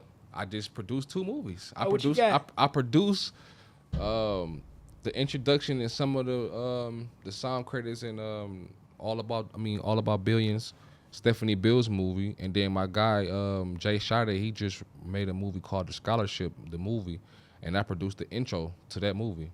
Like literally, like the movie come on, they showing Detroit, the movie Elroy. I produced the intro to the movie, her, and I got a scene. He wrote me in the movie where they saying my name, like, yeah, damn, bro, who produced that? Like, that nigga Elroy did. Yeah. Is the movie out now? Yeah, it's out right now. Yeah. Where can we watch it? I forgot what app. It's on one of them. I think it's on. Ustream? One of them streaming, but it's out. It's called The Scholarship the Movie though. Scholarship the Movie. Okay. It just came out. Yeah, man. Next time you at a premiere, man, let us know. We'll pull up. We be trying to support everybody. I'll probably do that when I'm in the movie. You said you was in the movie though. No, I produced it. He produced it. I thought you said you had a cameo just now. He talking about in music videos. Okay. I had a cameo in the music videos, but I'm talking about movies. I thought you just said a dude just wrote you in a scene. No, he wrote me in there as the Elroy, meaning like his actors was in there. Meaning, I thought I'm not he in wrote there. you in. I thought you was walking through the door like. Nah, okay. meaning my guy Science was the engineer in the studio. He played himself, and the 2 characters walk in the studio, and my beat is already playing, and the artist saying, "Damn, bro, who made this beat?" One of the actors say, "Nigga, Elroy made it, man. He been doing this shit for a long time. He hard as hell." Okay. So he wrote me in the script. That shit was hard. That's what's up. Hell yeah, and the beat was harder than he picked too. I didn't even know he picked that beat. Now, if you was to have to write a movie, what would it be about your life, or would it just be? Nah, I like movies. I like action movies. So it'll be more over lines of like a new version of State Property. I like the way State Property was shot. One, right? Yeah, 1 and 2. But 1, I like the first one, the way the first one was shot, because Beans was like a real actor in there. Right. I fuck with that. I think in 2, it wasn't bad. It was a little different from 1. Yeah. I mean, like you could tell like the effort and the directing and the quality of the cameras was different. And you could tell Beans took it more serious in the first one. Yeah. Because that nigga was like really acting, bro. I watched that shit. I'm like, look at this nigga acting, bro. And he really doing the shit. He really doing. He killed it too. I liked him in Paper Soldiers. I like Paper Soldiers too. Yeah. So out of all the movies Dame Dash helped produce, is that one of the best ones? I want to say he did both of those movies, Paper Soldiers. Yeah, hell yeah. Paper Soldiers and State Property 1 and 2. What about Paid in Full? I wanted to say he had a Paid in Full, he did that shit too. Yeah. Paid in Full hurt. Nah, Paid in Full better than all that. Yeah. Mostly. The weakest shit he did is Honor Up. That's the I weakest never movie. even heard of that shit. Yeah, I watched it because I'm a fan of Dame. I watched all his shit, but Honor Up sucks. Like compared to all his other movies, trash. What do you think about Dame Dash moves right now? You know, ever since he did that Breakfast Club interview. I fuck with Dame, and I feel like he doing everything that he supposed to do, and he getting to Hove, and what Hove just did to him really just boosted his stock up. Shout out to Hove for trying to be conniving and bring his stock down some more, but he really didn't made his stock go up some more. No, we talking about that freestyle? Yep. What you think about that overall? Trash. He came out with the Easy Fro and all that. And trash. That's not Hove, bro. But he did shout him out though in his Hall of Fame speech though, so, which I do appreciate because most people in that moment would shit on you or you know. I appreciate Hove because I'm a Hove fan too, but I'm gonna be honest, I just can't lie because of his status and be like, damn, bro, he rich. No, that shit sucked. That last shit he just did was trash. Yeah. Delivery, it wasn't even rhyming for real. The delivery was perfect, but what he was actually saying, not it. To me, you know what I'm saying? That's just me. It don't have to be. I understood everything he was saying, but it wasn't it for me because what he actually ended up doing was doing exactly what he actually was saying Dame is doing. He actually 60 years old up there rapping. You know what I'm saying? Man, I feel like I understand people always try to say, "Oh, you can't too old to rap, too old to do this and that." When it comes to anything that's a non-physical sport, no, but age don't matter. No, it don't matter. But I'm saying the way he did it, he too old for that.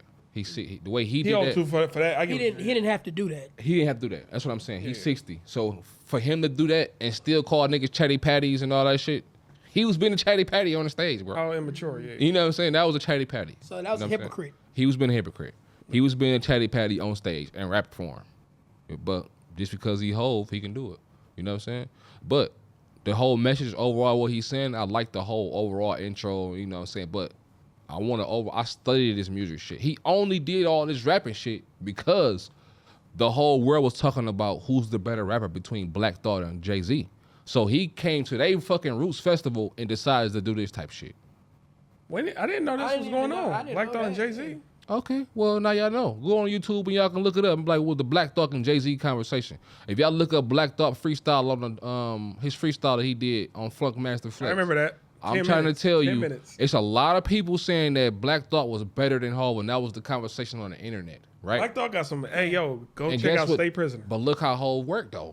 Exactly how Dame is. Exactly what Dame said he do. He popped up at they picnic and made this type of nobody even talking about the Roots performance. Nah, yeah. But you know what? Going back to Black Thought for a quick second, I remember he did the freestyle in Rap City, the basement. He said, "You want to get in the booth, man? I gotta get in the booth. I'm right here on the couch." Yeah, I'm telling you, bro. Like I fuck with Black Thought too, but overall, when it comes to this mind warfare that Hov be doing, that other people try to master and pick up, like the same shit that Drake trying to do, but he corny as fuck at it. Like with these subliminals and mental work. This shit it's corny now. It suck because it's like it don't really make sense. You know what I'm saying? Like the reason why you doing it. But we also never know what's really going on. We don't really know why any artist is really saying or doing what they doing. Do you think it's ego? Yes. Yeah. Because at the end of the day, even if it's not ego, the understanding process is not the same. Back in the day, when people used to make dope ass metaphors, even when they dissed you, it wasn't consumed as they diss you. People broke down the lyrics and like, bro, this nigga's a fucking word mortician. Like if Eminem said some shit, they'd break down every syllable.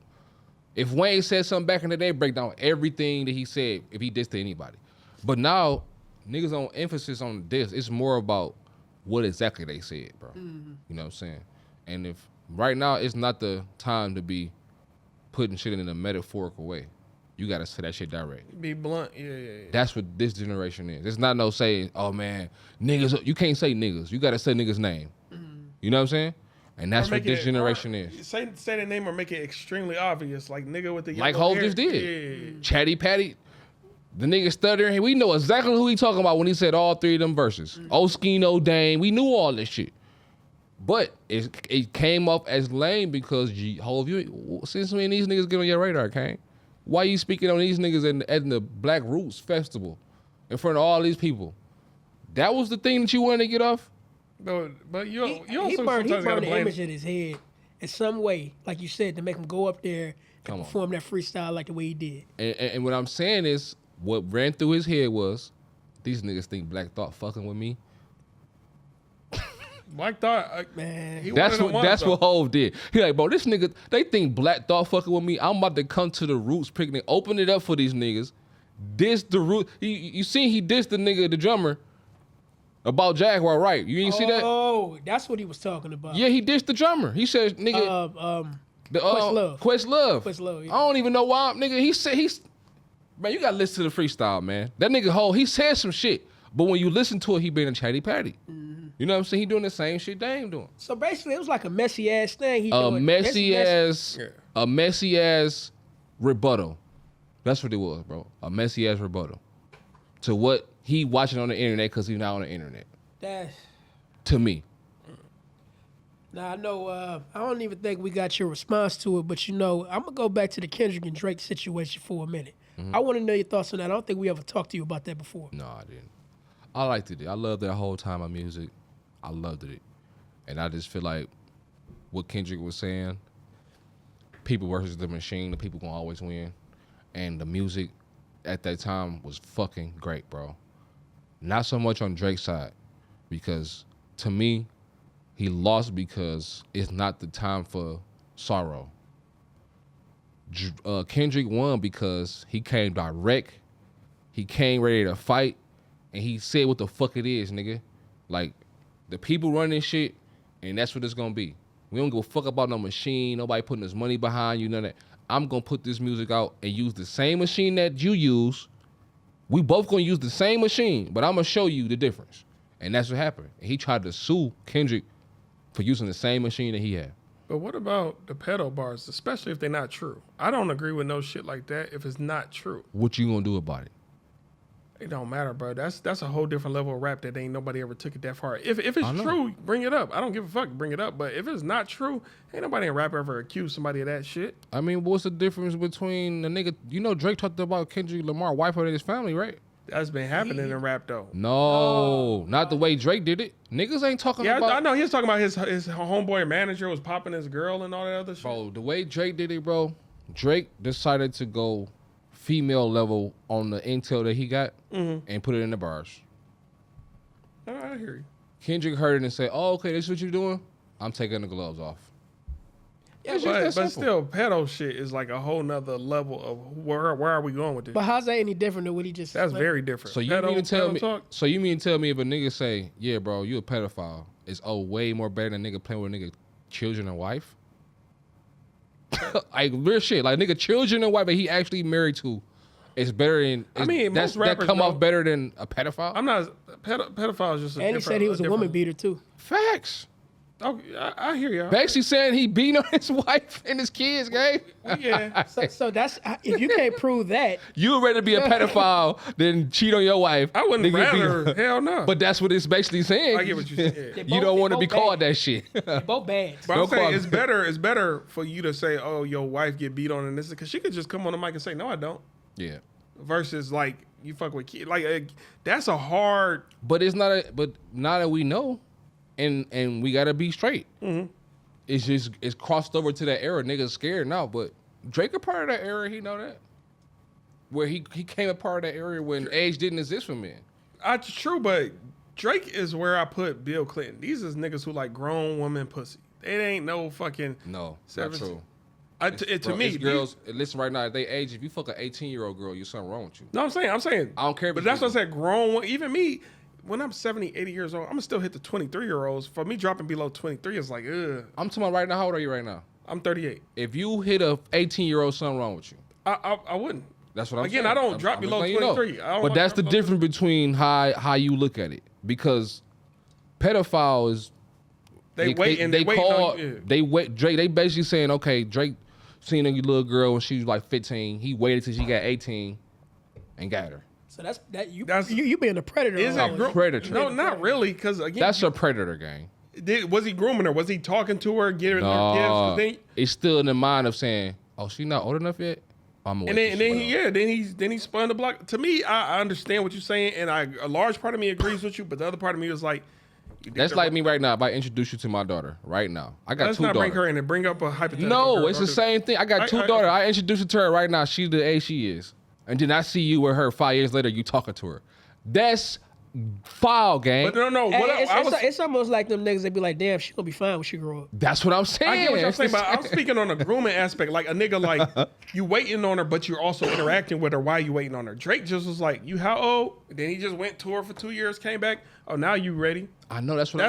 That's all I'm saying. I know it's a weird. It is weird, gang. I know it's a weird stance to take. It's weird. Yeah, because both y'all saying the same thing, but in a different way. Yeah. You know it's the same thing. Because he waited for the legal. It's a lot of niggas, industry or not waiting for that legal age. Well, they need to let R. Kelly out right now. That's what I'm saying. If you going that way, they need to let R. Kelly out right now. Again, I don't want to. Please, people don't think I'm defending that shit. I'm still, again, he waited for the proper age. Free R. Kelly, gang. Ripeness. But still, even then, 18. This nigga said he waited to do a crime. It's not a crime. It's not a crime. It's not a crime. He waited for the right. But see, even what he said to his point. If you waited till you of legal age, that's premeditation, bro. But I'm saying, you thinking of something. No. All I'm saying is he wasn't grooming. Again, I'm not really defending Drake. I'm just saying. What's his? His grooming is butter or beans or something. But that's what I'm saying. He wasn't interacting with no girl under. How old are you? Are you this age? So I know you got 1 or 2 years before you. The legal age. I'm just touring all that shit. But let me ask you this: morally, do you think there's any type of problem with that? Not even to a degree. Yeah. I'm not going. Again, I hope y'all understand what I'm saying. I get your point of view. Yes, I get your point of view. I hear you. I hear what you're saying. But I think what we saying is from a moral standpoint. It's fucked up. Yeah. At his age point. Yeah. So what I'm saying is, even everything that you're saying right now, even at your age point, 38, I think Drake. How old Drake? The same fucking age. Possibly, I don't know. So I'm saying right now, if you was to meet a fucking 15-year-old today, nigga. And all you do is just speak to her. Hey, how you doing? 2 years later, if I see you with her, you ain't shit, gang. You was predator. You was a predator. You was stalking her. You know what I mean? As soon as she left, you found her on the internet. You did your research. You found her. You did your business to say, man, how you even figure out she turned 18?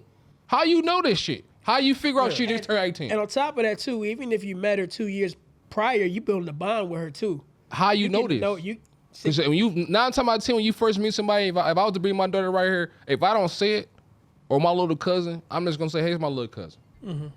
Even if you say, bro, how old is she, man? Is she grown up to be drinking? Yeah, bro, she 18. But if I see you drink at 18? Listen, hell, I was drinking before 18. I'm just being talking about. Okay, go on. Yeah, I'm just saying. Girls, young girl, teenagers, they be drinking before they 18 too. But yeah. Not legally, but they indulge. But what I'm saying is, bro, if you was to see that today, and then you got with that girl, I'm trying to tell you, bro, you did some real research to make that happen, gang. No, I got you. Because it's not like you just seen her and you never seen her again, and bam, you seen her 2 years later. Oh, I seen you on my podcast. What's up, man? No, nigga, you did real research. You get her number now. You follow her on all social medias. You looking at what you seen her graduations. You seen all this shit on the timeline. But now you get her in your room. That's foul, gang. I agree. That's foul, bro. I definitely agree. That's foul, bro. Because like I said before, when you building a bond, you getting to know her. Your family, but all again, that's what I'm talking about. The niggas who know. It's just like them niggas that be pulling up outside of high school and they grown as hell. Yeah, giving girls. You know what I mean? Especially when you know a lot of niggas do it when they know the family is down there. When I was in middle school, I went to Cheryl Middle School, nigga. When I went to middle school, it was a niggas from McKinsey picking up bitches from my middle school. That's true. Oh God, nigga. I remember when I was in middle school, I'm trying to holler at the bitches. They fucking with the high school niggas or some 6th grade. Yeah. When I was in the 6th grade, the girl that I like, high school nigga. Yeah. She was in the same grade as me. And then she had a high school nigga. When you in high school, now they getting dicked down by the college niggas or the niggas just 20, 21. Grown ass niggas that's on the street. Shit. But again, and that's why I'm saying people got to get their money up because a lot of these niggas can get into these families because they got money. It might be an attractive little 14, 15-year-old girl, but the family don't really got money like that. Sure, or status. Yeah. And how many people we know the dope boys, you know what I mean? Yeah. Down the block who's driving that, whatever he's driving, automatically got him because of who he is. So I'm just saying, people just look out and get y'all. Just know who to keep around y'all. Some niggas know how to weasel their way into families, and they nothing but predators. And that one situation where Buddy, went to jail and got what he got done in jail. From the Zaharia Harrison shit. I forgot her name. The girl from here. Yeah. Yeah. Rest in peace to the young lady. But yeah, even with that situation. Yeah. It's several situations like that. Yeah, that's true, bro. Yeah. This is an unfortunate case of events. Man, you ain't lying about that. Good grief. Man. Hey, you know what's so crazy though? I want to ask y'all a question though. Since the last time I've been here, how y'all guys been, man? What y'all been up to?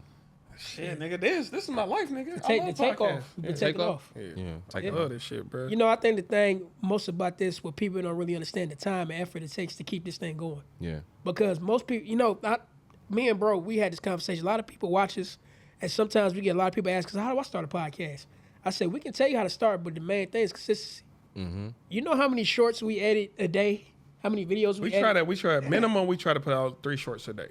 That's hard. Minimum. And we've been. Bro, listen, bro. I'm not to cut you off. I'm so sorry. Go ahead. No, you good. Bro, I follow y'all, bro. And the funniest shit y'all been posting, bro, that I was laughing, bro, when y'all niggas be talking about the porn stars, bro. That shit go up, nigga. I laugh. So I look, I say, bro, this nigga got. Oh my God, bro. I'm gonna tell you right now. I ain't even gonna say it. I don't even want to give up. I don't even want to give up my porn star, dog. But I don't even want to give up my gym. I'm gonna save her for the I'll say this though. The main dude. Come on, bro.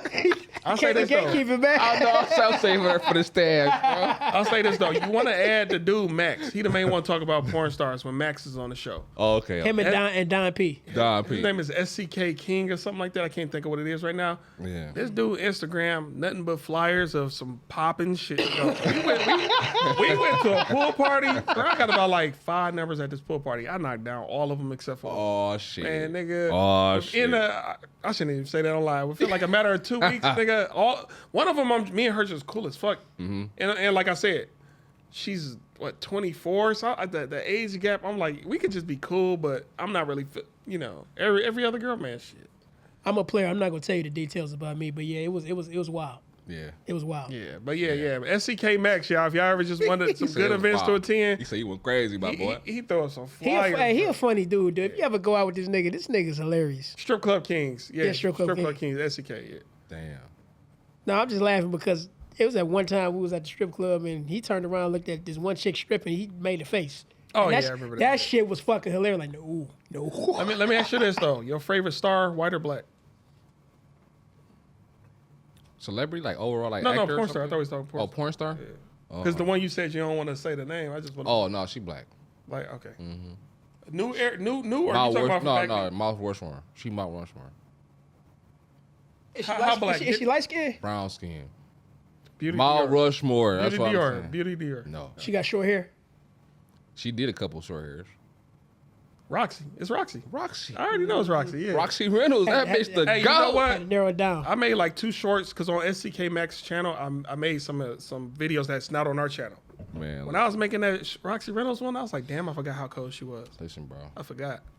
I ain't gonna lie, bro.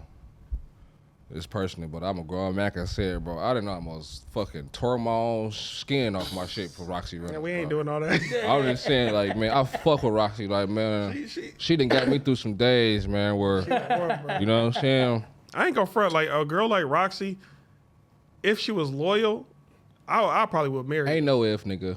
Shut up. This nigga said he gonna marry Roxy Reynolds. No, I'm He saying, ain't out, no. No. I'm saying, no, this is what I'm saying. He already claimed it, bro. No, this is what I'm I ain't saying. marrying her. I'm not gonna marry the bitch. No, that's what I'm saying. If I met a girl like Roxy, but she wasn't a porn star. No, nigga. Come on, bro. You just only gotta get the sex, gang. You can't marry that, gang. You gonna be through. No, I'm saying. Hey, if he get an inexperienced ass nigga and she turned his ass out, he gonna fall head over here. Look at what she did to Murs. MURS. Look up a rapper Murs. What she did to that Murs. Yeah, I mean, I understand it, but I'm saying it to the where he must ain't never had the experience to understand. But I know she on a different level anyway. So what I'm saying is, bro, you can't marry that anyway. No, I'm not talking. I'm saying if it's a girl in the hood was pretty much Roxy Reynolds without doing porn, and I knew she was loyal, She's in-house. still taking all on dicks, nigga. It's just not on camera. That's not what I'm saying. I'm saying physically. If she look and like good that in the personality. hood, if it's a bitch like that like Roxy Reynolds in the hood, she taking hella dick, gang. And plus, No, you but got, that's why I'm describing a you got different. niggas cashing out on that. In too. the hood, I'm saying if wherever you That's from, what I'm saying in the hood. But I'm Yeah, describing like if you look like her, but you got a good mentality, you in the house, you loyal. I did say loyal. Okay, and, I get what you're saying. Then I'm saying, yeah, she wifey tight. like if you can build a bitch. Yeah, If build you- a bitch like all a right, bear. bet, Build a bet, bitch like a bear. Yeah. Perfect. You ain't learning about that because if I could build one, she'd be her complexion and built like her too. She have bigger titties though. That's the only thing I don't like about her. I ain't no breast man. Yeah, I need her to have bigger titties. That's it. I ain't gonna lie, my favorite back in the day was Beauty Dior. I fuck with Beauty Dior. You're I like her. Man, I she fuck got with a Jade Fire. man. I fuck with Jada all. Fire, yeah. Jada Fire, yeah. It took a But minute. this new bitch named Jordan. This bitch named Jordan on the new shit, bro. With a Y. Yeah. Yeah, I know Jordan. what you're talking about. But I'm the type of nigga, I don't watch flicks on a big TV. Fuck the phone. I put that bitch on a big screen. YE cereal. Real shit. Real shit, gang. Like, I done put the flicks on a big screen. Nigga, Pornhub, XNXX on a big screen, gang. I ain't gonna lie. You Hamster, all that shit. some of the most interesting shit be the holding the phone type shit. Yeah. Yeah, I don't know why. It just seemed more real to me. And I was talking to this girl. Because it's right there. Yeah. talking to this girl a while ago. I was like, when you go on porn sites, you don't ever type in your city? She was like, why would I do that? I was like, you see people when you Oh, type in God. your city. You ain't lying. And then you go to the club, you be like, that's that bitch was sucking. Yes, so that's how you know. Like, I Type in y'all need city, to bro. get that hoe. That bitch went crazy in that video. You Hey, ain't bro, lying. but them videos get deleted quick though. Like, but Yeah. yeah, type in y'all cities on these websites. Even on the hub. They get really quick on the hub though. Possibly on the hub, but it's probably older. Yeah. I ain't I did thought, it in a long it was time. harder to get it off the hub than you. I ain't gonna front. The reason why I love this podcast, it took away all my vices. Yeah. I used to go to casinos, strip club, porn, all that shit. But now it's like, for one, I don't got time for it. That was the first 3 months. Now it's just like, this is my life. But now the only bad thing is I be having to have scheduled sex with women. That's the worst shit in the world. What you mean, like, far as the time? Timing, like, hey, okay. will you be available Wednesday, 5 p.m. to 7? Yeah. You grown, Like, grown. I'm hell grown. yeah. Like, I don't got time. Like, if a girl can't make that slot, fuck it. I'm just missing out. You know what's so crazy though? I am getting that. I'm at that stage right now in my life too, bro. Like, meaning like, you gotta make the appointment for some. You know what I'm saying? Because if you don't, you gonna miss the window. Motherfucker gonna be sleep. Cause we getting old. You know what I'm saying? The females getting old. Like, motherfucker be working, be tired. If you don't schedule it, motherfucker be sleep, getting ready for work the next day. I got so many You know chicks what I'm mad saying? at me. So you never had no time no more. I'm like, shit. But is that us being lame, having scheduled sex? Cause I used to love. I still to this day love fun. I mean, because you're not young no more. It's not like, and you're not supposed to like those women no more that you can just call and just fuck on command. Not that the age you at. Yeah. You know what I'm saying? You want the preserve. You know the girl that's carrying herself right. You know what I'm saying? You gotta really work to get some pussy. You know what I'm saying? The standard got to raise. Yeah, you don't want to just be. You know what I'm saying? Like, damn, let me call this freak bitch up. You know what I'm saying? She come bring up, bro. It's those days over with. Yeah, like, but at the same time, it's so damn convenient. It is, but that's why niggas pay for pussy. Like, you can still do it if you're gonna pay for it. You ain't gotta go through all of that. But if you gonna make her your girl, you gonna You got to go through the other shit. I guess you can call me Mr. Moral, but I got a little thing about that. You know, paying for it. Mm-hmm. You know what I mean? It's just smashing somebody who really don't like you like that. That's just my mentality with that. Well, this is what I do. I drop off. Like, say if it's a girl I'm just fucking with, some hitting them shit. 3 to 5 months, I stop fucking with them because women catch feelings, and I'm like, damn, we can't just fuck. We can't just be fucked. But again, a girl getting dicked down by a nigga for more than 3 to 5 months, they gonna get an attachment to him, and that's when y'all start fucking up everything. Like, damn, let me just still pull up. So that's me. That's used to be back then. This time it's opposite. It changed. The girls feel like that way in the first month, and then you start feeling like that in the 6 months. You start getting, where the fuck you going? What, man, don't wear that, don't wear this. I don't give a fuck. That's what niggas start to get to tweaking and shit. You get attached to that bitch like, man, hold on, man, why you ain't called me all day? That's what happened because it's different now, man. But I don't know. But you came up in a different era though, so you know how to take the game from your era, bring it to this era. Yeah, you know what I'm saying? It's a beautiful thing. Trust me, like when I mess with the girls 23 to like 30. I just look at them. I be like, man, y'all a layup. Y'all don't even realize because that's easy like work. I mercy or I call it mercy. I mercy a lot of women. Like even the young girls at the pool party. Yeah, you spare them out. Like man, I know I could have been hit that, but I'm like, you know, I'd rather just be a mentor, like a big brother to you. Because like, you know what? I feel like that's our era, my era, the same way. I'm right up under you, bro. My manipulation skills when I see these girls, I be like, damn, this shit easy work. Like I know exactly what to do. Like, but it make me knowing that it don't make me feel good the age I am, so I don't do it. Yeah, like you said, that my moral principle in myself, but like, bro, I know I can take this bitch down, but I don't even feel like lying to this bitch. Yeah, you grew up a lot in that shit. Like, man, all I gotta do is let you sit in the front seat with the heated seat on, bite, supersize your shit. Bro, I grew up in the spot era. I grew up in taking the hoes to the spot. Yeah. You know what I'm saying? Like, bitches are gonna fuck for free in there. As long as you give them a bag of weed, you know what I'm saying? Like, bitches was fucking the whole house. You know what I'm saying? So the respect was different for girls in our era coming up. Like, niggas praising these bitches ground they walk on right now. Mm-hmm. But for me, in my era, like, hell no. Like, bro, like, this is a horror. I don't respect nothing she talking about. So do you agree that men is new women nowadays? Men are the new women? Mm-hmm. I feel like women is a new man. But we still who we are. It's just we got a partner now, and it's a woman. So meaning like if we had a war, and we got like 300, all the men, it'll be a couple bitches in there now because it's a whole bunch of bitches that's just like niggas now. And see that raising their shields, and that's what I mean right there. I mean, men ain't they're men no more. You know what I mean? I said that's a good thing because if they was, the domestic violence rate would be back up like it was back in the day. Bitches would be getting their ass knocked out like it was and slapped all over the place like it was. If you look, bitches not getting beat no more. They not getting punched cold-heartedly. I'm talking about the average income, the average home. The females not getting beat no more. I don't know about that. I seen some videos of some dudes using chairs on hoes nowadays. No, I'm saying certain. Don't get me wrong. Don't get me wrong. I know it's still going on. But how I was coming up when I came up with meaning the way men looked at women back in the day, men don't look at the women the same no more. But see, back then it's like it's my word or nothing. They have a whole different type of heart for women now. Meaning like back then, men was like, nigga, if you don't do what I say, I'm beating the fuck out you. But see, at the same time, we see more women putting hands on men too. That's what changed because niggas did because of the law stepped in and locking so many niggas up. They didn't got niggas head straight. Oh, I can't put my hands on this girl. But guess what? The law don't got no in place for the female. So now the female going across niggas' head, they can't do nothing because they on probation. They can record it. Most niggas just record it now and then the girl get locked up for assault. Other than that, like on a daily basis, bro. Come on. But on a daily basis, niggas just not straight embarrassing bitches on the physical level like they was back in the 90s, bro.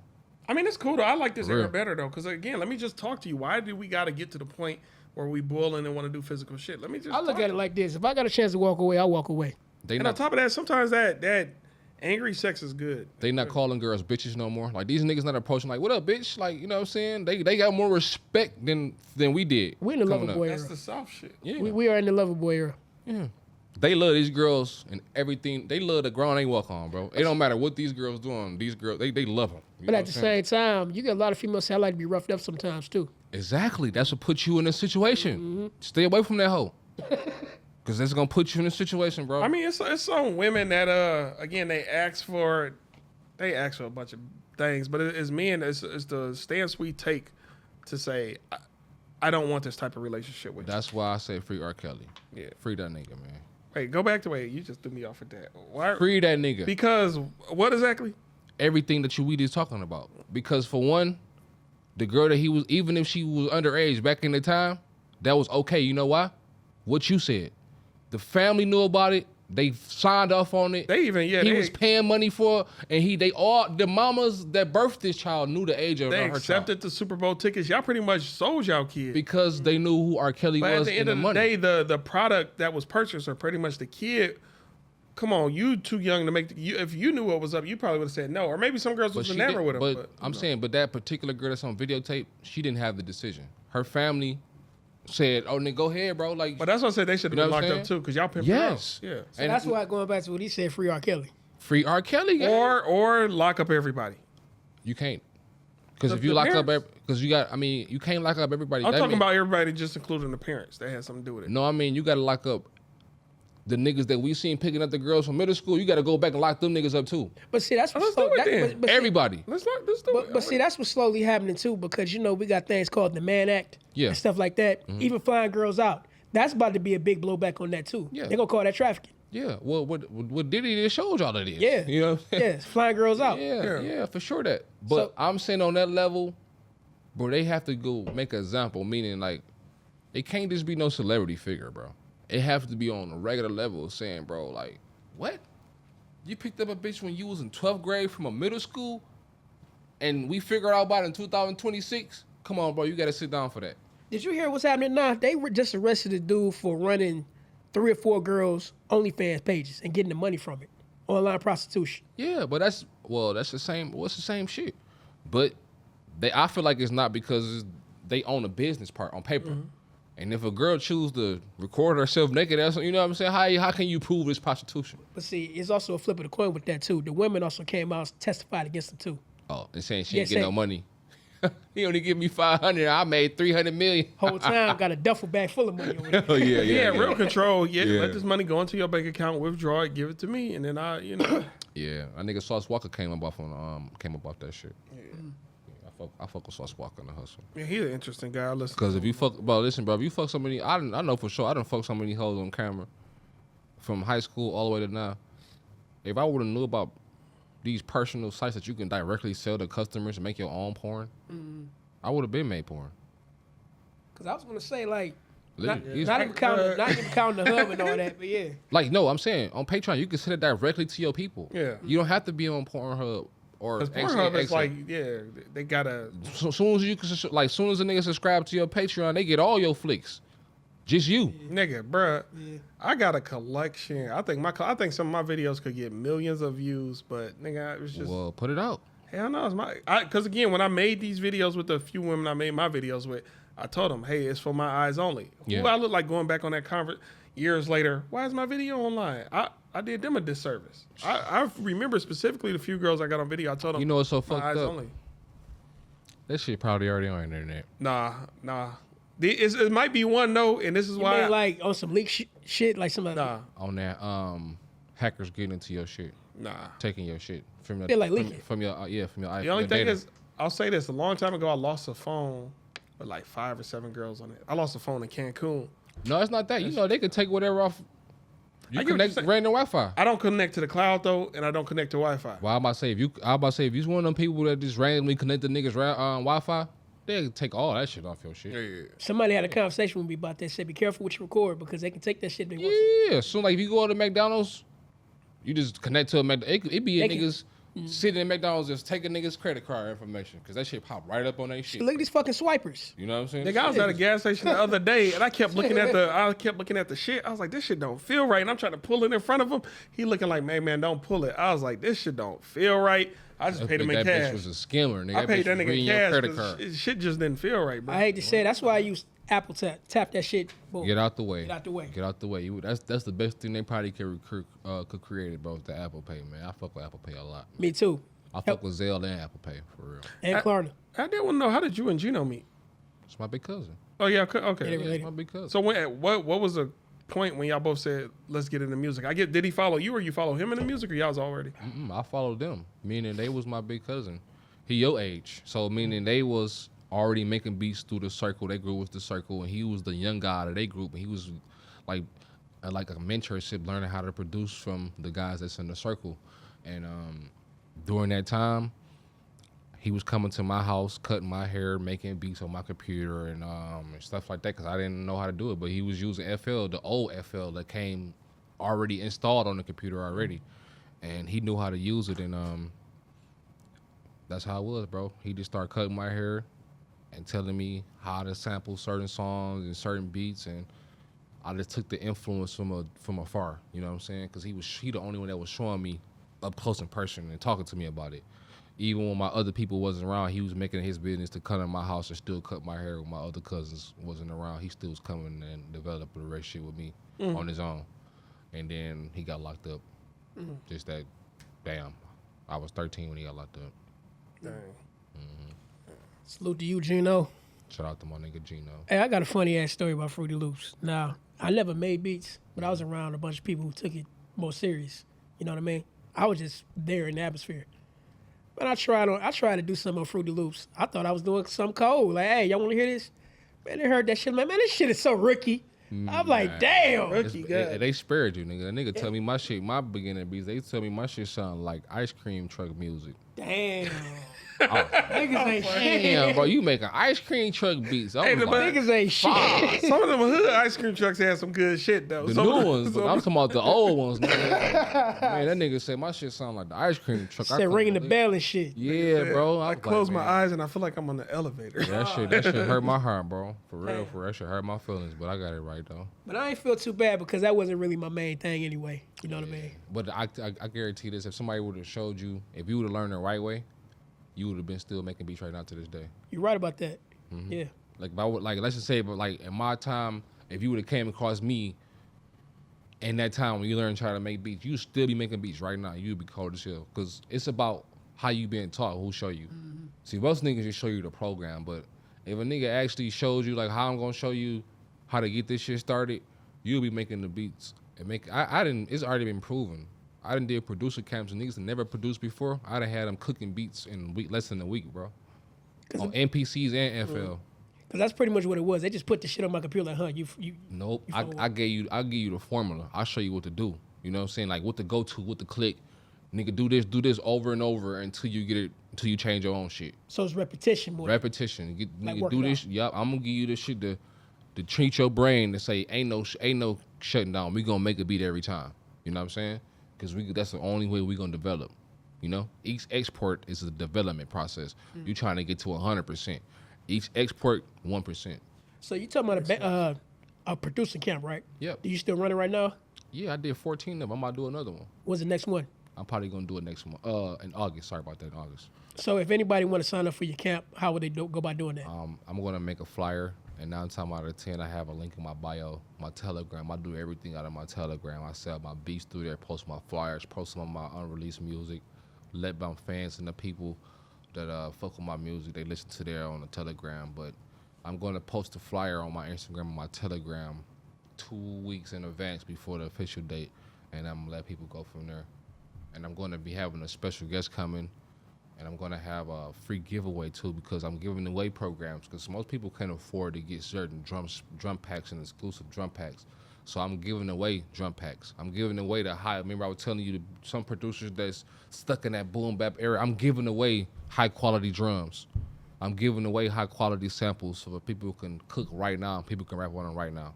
So that's what I'm focused on. And I'm teaching artists at this camp how to make beats. So if you've been an artist and you've been buying YouTube beats and buying beats from whoever all these years. I'm teaching producers how to make teaching artists how to make their own beats. So that's what I'm doing, taking a step into the artist development part of that. Teaching artists how to make their own sound. Hey, you can't get up out of here. We can't move on unless you talk about this jacket real quick, man. Yeah, man, it's the City Star Entertainment, man. It's one of one, man. You can't buy this. You gotta earn this shit, man. Legendary, man. My guy, City Star, Lil J, he blessed me with it, and I'm thankful, bro. I be rocking this motherfucker to show off. You see, it got my face on it. You know what I'm saying? But yeah, he said I earned it. You know what I'm saying? Based on my work and my impact for the city. You know what I'm saying? So I appreciate it, and I promote his brand and promote me at the same time. You know what I'm saying? And you can't buy it. You only can earn it. So it's just like, it just show praise for what I did and my hard work over the years that I've been doing. So like, I appreciate it on a whole other level. Yeah, that shit fire. Yep. And I just shout out to him again, City Star Lil J, for doing that guy, bro. He one of them guys, bro, like, he be doing whatever he can try to get everybody some money. You know what I'm saying? He be trying to get people paid. You know what I'm saying? He done called me plenty times. I'm not even a videographer. I don't shoot videos, but I done picked up a camera for him to shoot a video. You know what I'm saying? Because he called me with some paper on the floor. He like, bro, yeah, bro. I'm like, but I done did it. You know what I'm saying? I appreciate him all around, just trying to help him, help me, and put money in the pocket, man. That's all it really be about, man. Is most people don't want to put no money in your pocket when you out in this game. So I salute to him, man. Salute to City Star Lil J, man, for being the guy that he is, man. Salute. Mm-hmm.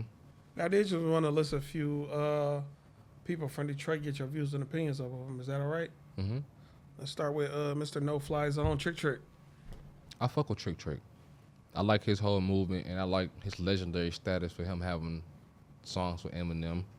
You know what I'm saying? Like, that connection he got with Eminem, I feel like that's more something that's more legendary. He don't really talk about, he humble about it, you know what I'm saying? Because if he really could pop his shit, he could pop his shit on having, I gotta connect with him, nigga. I can call him directly. Like, but he don't do that. But I fuck with Trick. I fuck with his platforms. I fuck with what he got to say. I fuck with his energy and his overall uniteness around the city. I fuck with everything, trying to keep it all together. I fuck with everything about him. I just got two more. Let's do All-Star JR. I fuck with All-Star JR. Like, he one of there's really guys I've been communicating with as far as a producer. He don't hold his tongue. He let me know this ain't it, this ain't that. He been real connected with me on the production. I landed on his album, his last album he dropped. I was on that album, and I'm saying I produced it on there featuring Babyface Ray and King Hendrix. It's called 30K Paintings. I produced that song, and during that process, bro, it was really a lot of communication. Let me know, like, as for me, really developing me on making sounds for him, but it helped me overall as a producer, sample selection, the style and stuff like that. So I fuck with All-Star JR, free him. You know what I'm saying? And I don't want to speak on his situation because I'm not in the streets. I don't want to give my perspective. You know what I'm saying? I'm glad he got out that situation, and I'm glad he alive. And shout out to All-Star JR, man, free him. Now I do got two more. I added one. Babyface Ray. I feel like Babyface Ray is the whole right now of the city. You know what I'm saying? He the one that got the more, like, everybody doing their thing, like PZ, Payroll, all of them, but he got the more mystique to him. He got that it. He got that factor. He the one that's touching the kids, the older, you know what I'm saying? He just a bigger superstar than me, and I fuck with him and his music and where he came from, because he came out like that. He came out with that, he just was hard, you know what I'm saying? So I'll fuck with Babyface Ray. And just to hear him rapping on one of my beats, it was kind of crazy too. You know what I'm saying? It was a good look. But even if he didn't rap on my beats, I still feel the same way, and I still admire him as an artist. He fire. Hope he keep going and go to the next level. You know what I'm saying? To the even higher level. You know.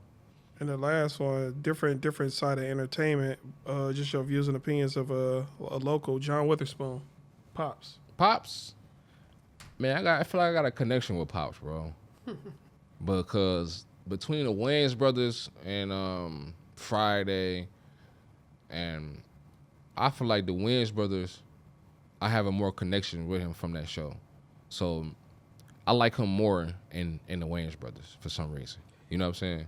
Than the Friday shit. He's like everybody's dad, you know what I mean, growing up. Yeah, Bang, bang. Or everybody neighborhood dad, like, hey, yes. what's up, Pops? Yeah, I fuck with Pops and from the Wayans brothers. So I like him Friday when he fell in that shit. I don't know. Yeah. I like him in Friday. That's a legendary role, but seeing him in, if you really a fan of the Wayans brothers, you get to see him in different phases and different elements instead of just being Pops in there. You know what I'm saying? I'm gonna say his favorite line though, in my opinion, is "Don't go in the bathroom for 45 minutes. I like him and I got the hookup. Yeah, I got the hookup was good too. I like him in that. Boomerang. Yeah. Got a coordinate. on live. Yeah. I got a mixtape cover where I basically put my face over his face, and that's the name of my mixtape. Oh, you got to coordinate? No. His name in the movie is called something else. I forgot what it's called. It's called Mr. I forgot. Damn, bro. Boomerang movie? No, I got the hookup. His name was something in the movie, bro. What the hell was his name? His name was Mr. Something, bro. But I made a cover art where what the fuck is his name? the name of my album, bro. The name of my EP, the single is gonna be. No, it's gonna be an EP. I'm gonna put 4 songs on there. But I put my face on his face, and it's that scene. You know what I'm saying? I'm gonna show you what I'm talking about, but you about to laugh. What is this nigga name? I'm about to look it up now. Salute though, John. Mr. Mim. Mr. Mim. Mr. Mim. Yeah, that's my shit right there, bro. Salute John Witherspoon. Rest in peace, man. Bang, nigga. John Witherspoon, man. You know, people like him, I still can't believe he gone, man. Yeah, bro. Yeah, they doing that new Friday with I don't know, man. Pull it off, Ice Cube. Salute to you, man. I don't know if it's gonna work with half the cast not being here. I mean, where there's a will, there's a way. I'll say that. No, they got Chris Tucker coming back, and they got Mike Epps. That'd be great. Oh, no. That'd be great. I ain't gonna lie to you. I'm not down there because Friday's my favorite movie of all time, but so far he ain't missed with them Fridays. Everyone been cold. And I feel like, bro, if Fast and the Furious can go all the way to 10, Friday can do their thing. They can at least go to 10 too. The reason why I say that because this is a big gap between Fridays. That's the only reason why I say that. But it don't matter. It was a big gap between the other Fast and the Furious. If you really a Fast and the Furious fan, Too Fast, Too Furious came out, and it was a long ass drop before Tokyo Drift came out. And then Tokyo Drift kind of didn't have nothing to do with the rest of the story. No, it did. It connected at the end, but it was like a introduction to a new series. You know what I'm saying? But it all connected at the end as far as the story. I'm a fan, and that's one of my favorite all-time franchises. Seriously? Fast and the Furious. I didn't trash, see nigga. Hell no. From the first, formula is worse than Tyler Perry formula. No, from the it's first. It's just beautiful women, cars, muscle, and speed. See, no, I don't have nothing to do with it for me though. And to me, see, like the original Fast and the Furious ain't got nothing to do with it. The first one was cold. Yeah, I ain't even gonna lie. I love Tokyo Drift too, but after that, I'm like, what is we doing now? Hobbs and Shaw and all this shit. What the fuck are we doing? Nah, bro, that shit cold. Hey, by the way, they still kept it about the cars though. No, you're right though. So I can't. But again, maybe it's just me because I'm really not a car person either. So yeah. Hey, going back to John Witherspoon, 2 movies: Talking Dirty After Dark, and that movie Ride. Ride? Yeah, this movie right here. I never seen that movie before. It's funny as hell. Got Fredro Starr in it. Got Malik Yoba in it. Yeah, I never seen that before. It's about basically it was a movie about some aspiring rappers. They was taking a ride down to Miami, Florida to meet with Uncle Luke to get them signed. That sounds funny as hell, bro. It was funny as hell. Look, this is the cast. Right? You got Joe Torre in there. I love Joe Torre. How do y'all feel about? Y'all just said Tory. How the fuck do y'all feel about the Tory Lane shit? You talking about what you mean? Him being locked up? Him getting shanked up, bro. That nigga got stabbed up, bro. What you mean? You know what? I'll be honest. I think the end of the street targeted him because through that the NFT shit. NFT. That's exactly what I'm looking for. That NFT shit. He figured out how to get this money by bypassing the industry, and they was like, oh hell no. So they sent that situation. Well, no, I think the situation already occurred, but they made sure he didn't get out of that situation. But you know, because allegedly her own homegirl shot. Right, but why did Hov reveal that in his freestyle this year? Like, you know, nobody never heard what Hov said until this day. Until that he dropped it at the Roost picnic. But he had a part in helping him get locked up. I know, but he's a sick dog for the industry. I know, but just hear me out though, bro. Nobody never heard that line that Jay-Z said. What's the line again? The line is, your man is on a federal line saying that he made a mistake and he had too much to drink. That was a Tory Lanez reference. Meaning, he's saying that Tory Lanez made a call from the prison saying, yeah, bro, I was drunk, man. I shot her, man. No, he didn't, though. That's what Hov said in the freestyle. But I'm saying, though, but it's been proven that one of Meg Thee Stallion homegirls is... But no, I'm saying the narrative. Yeah, okay. That's what Dame is saying. Like I'm saying, he controlled Dame. Hov just controlled the narrative with that line. So whatever niggas is thinking about the conspiracy with Hov being connected with the Megan Thee Stallion shit, Hov just confirmed it. He just basically saying, nigga, homie on the federal line saying shit about, man, you gotta watch the freestyle, man. He said some shit in there, bro, and he talking about shit that you gotta really understand once you really go back and think about it. He saying your man's on the federal line. Who the fuck is your man's? Tory Lanez. He talking about Tory Lanez in there saying that he had too much to drink, admitting it on the phone. That's why he locked up, not because of no other shit. You know what I'm saying? That's what Hov's saying. We'll see. Because I'm hearing different things from the bodyguard. The bodyguard didn't want to say anything, you know what I mean? I know. That's the truth, but we talking about power.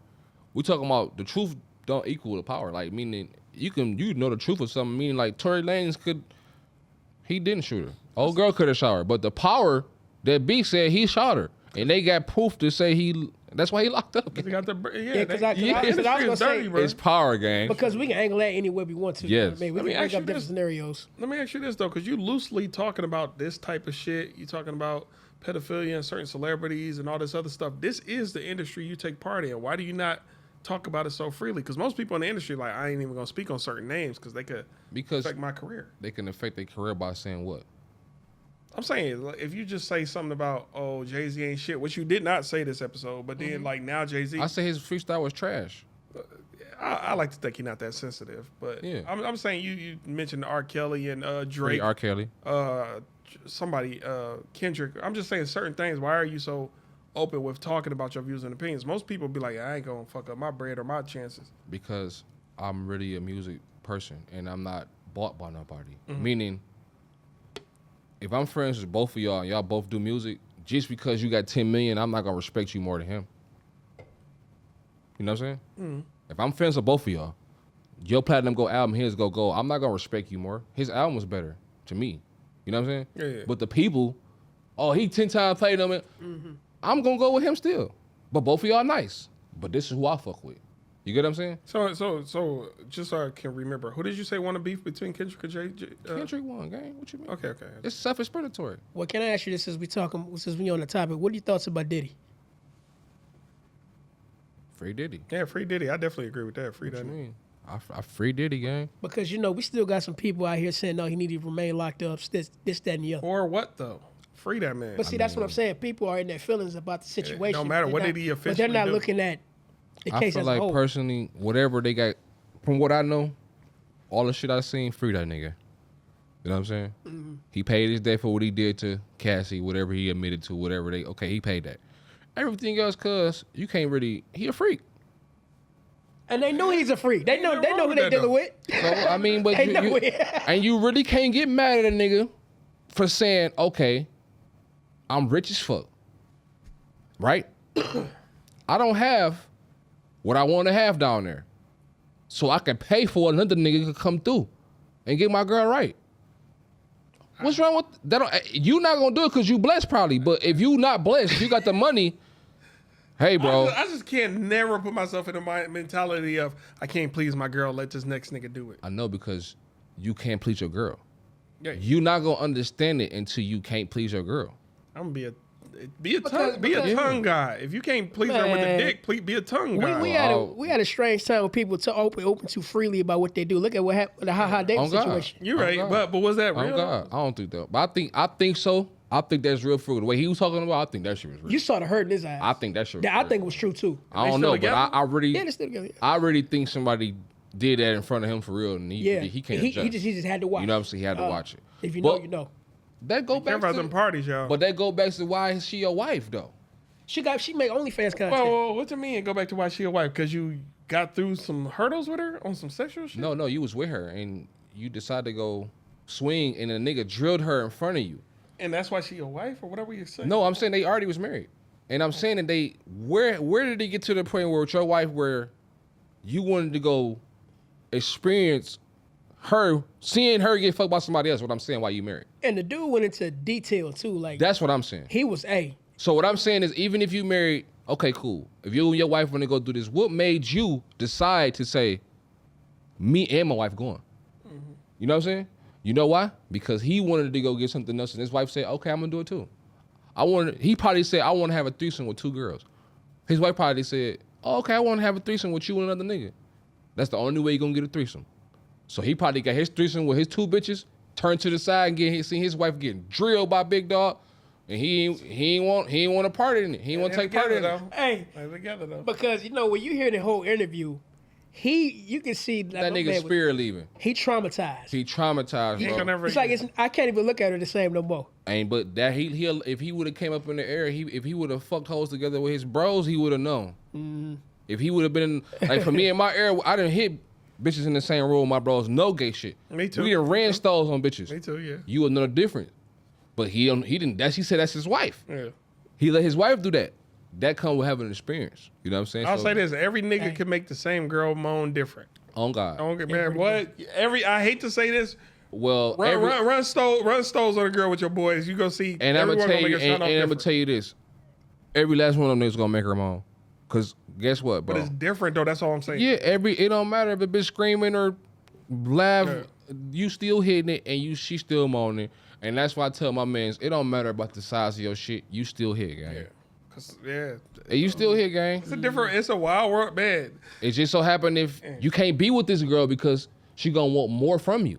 So you gotta find a girl that's gonna set what you have. Mm-hmm. But this girl that we doing with, you gotta hit and get up out of here, gang. You can't try to double back and that's another thing. A lot of guys don't peep the sign when it comes to that. They don't know the lane to stay in when it comes to a particular woman either. Yeah. You know what I mean? Yeah. They think, Because you know why? When the bitch get down there and do her job, it's kind of traumatized. You like, oh shit, I can't make the right decision. Make your nigga fall in love with her. Can't make the right decision, bro.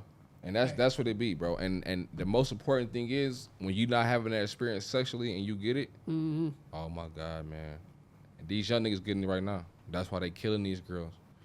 Cause they doing shit to these young niggas and they you know how we had to just get broke up. Mm-hmm. Your first heartbreak hurt like a mother. And it stung. You had to go to school. You had niggas first baddies. Niggas go crazy over but it made you better. It made you a better man. But these young niggas, they getting crushed, killing that bitch. Your first baddie and your first freak gonna make you go crazy. But men get through that shit, life get better, and you kind of get numb. Hey, I gotta find the button for that one. I gotta find the button. Hey. I swear to God. Yes. Swear to God. Swear to God, bro. They can't let it go. Are we ready to get down to these questions? Yeah, we gonna get to these questions. Man, bro, it's been good talking to you, man. The energy you brought today, bro. What you want, some, I don't know what to call that shit. Me brought good energy? Yeah, nigga, I brought the good energy. Brought good energy? Hey, man, that Henny kind of... Man, don't put that cup back up. It's all gone. You only had one cup, though. I had the bitch filled up, though. I had right up under you, nigga. Drink some more. No, I'm good. No, don't do that. I've been drinking, but I wasn't driving. I've been on an all-fruit diet, too, so that shit is really in my system. Yeah. Oh, yeah, you probably fucked up. Well, we're going to get to these questions. We're going to play our favorite theme music, and then go a little something like this. That's why you're miserable. I'll just grab these two. We doing 1 or 2? We could do, it's up to you. What y'all want to do? Let's do 2. Salute to all the Detroit artists, man, and the people. You ever been in a beat battle? Mm-mm. Or you don't fuck with that shit? I've been to a producer camp, not a beat battle. Okay. I love to go to one, though. They used to have them at the Dime downtown off of Griswold. Yeah, I went to a hell of a beat camp. He had a beat camp. It was like us and like 25 other producers in that motherfucker, bro. I'm the only one that survived. Off of what? It was a producer camp. I was talking about survive. Was you eliminations and shit? No, we all get. I'm saying you all come in there to be the best producer, and you get critiqued. And after getting critiqued, a lot of niggas fell off because their confidence got broke. Oh. From after hearing what they heard. After I left there, I got better and better and better. And I don't. But they're saying some hard shit to you too, or they was being 100 with you, like, nah, bro, this ain't it. You get some better speakers. You gotta mix this better. Like critiquing like on a different way. It's not no soft ass shit. It was like, nigga, hey, bro, no, they ain't cut this. Critique your man. Cut this shit off, bro. Let me get the bowl. Next one, bro. Like for real. That's great. How long you said the cat was? Who? Where you was producing with How old is he? No. How long was the? Oh, I went to a couple of them, but this camp was like a 2000. think 19 or 17. I went to 2017, 2019 or 18, one of two. I got a question. Can I ask it? Go ahead. I should say, how would you escape the friend zone? I don't know because I don't really get friend zone. I throw myself in. I've like never been in a friend zone day in my life. If it was me, I'd move on. Leave her alone. Like, if I'm in a friend zone, it's because I place myself there. Like, with this 23-year-old I'm talking to now, or 24, I think. It's like, I don't know if I really want to link with you because it's like, I don't know. The problem with the friend zone is she don't like you. That's what it is. She don't like you. Using you. She already getting ready to use it, right? I've never been in a situation where I was put in the friend zone, ever. I hit it every time. If y'all niggas want to If you don't like me, I'll peep it early. Okay, move the fuck on. I mean, shit, you're not about to just use me for what you want. Yep.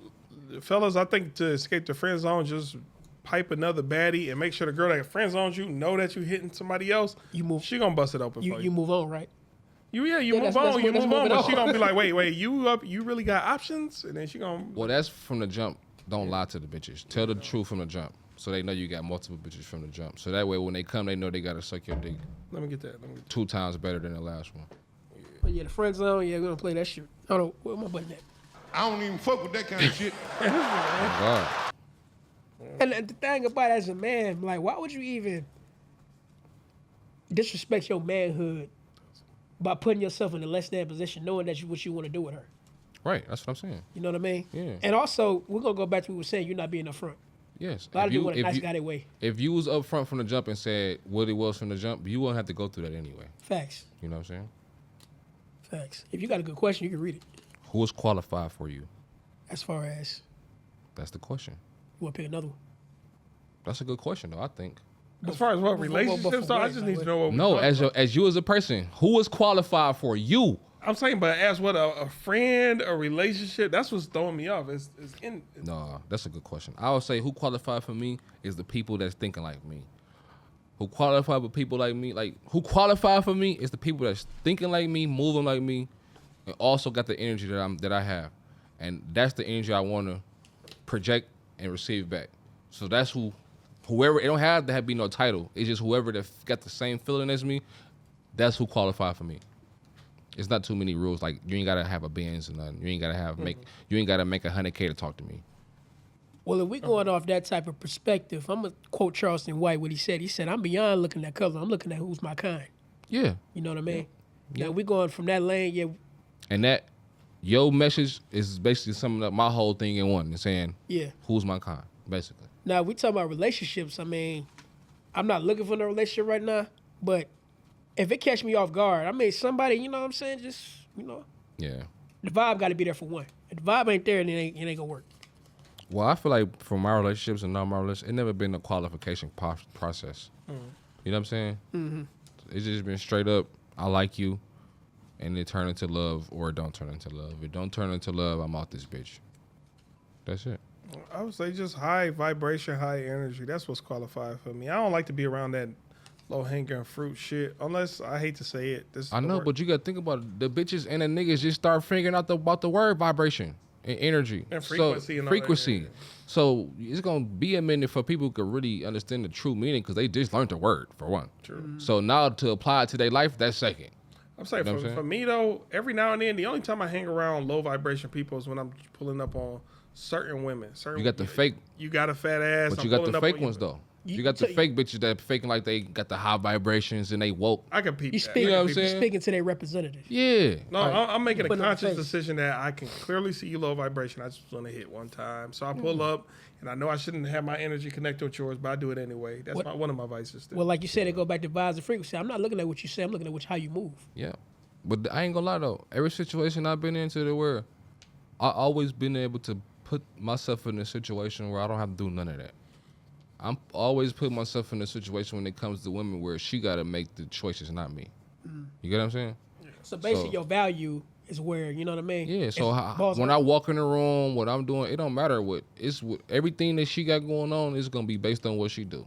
So this bitch talking loud and all that shit, she gonna look on my face like, oh, I'm making this nigga, I'm out of here. And certain things, you know what I'm saying? So me too. Yeah. I hate that shit. Yeah, it's just based on like. You ain't the one, bitch. Yeah, but also girls can know when you not the one either. When they walk in, like, this nigga not going for none of this shit. Yeah. Like, I can't even they play gonna around. change their attitude. I But then can't again, some women once they get Mm-hmm. locked in, aka married, that's when they go revert back. I was like, damn. Because she Get got your comfortable. ass. She got your ass now. Got your ass. Oh, now I can That's that irritate money. you all you Got want. this Yeah, nigga. yeah. And you can't leave me when you want to. Shit, divorce is it's prenups and postnups. I Hey. mean, after you get married, you can still have her sign certain papers, say if it don't work out. Shout out to Coach Greg Adams. He said men are in love, women are in business.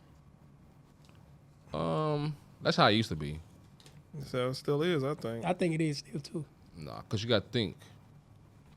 What is they getting? Nothing. Half of your estate. Well, think about it like this. What estate?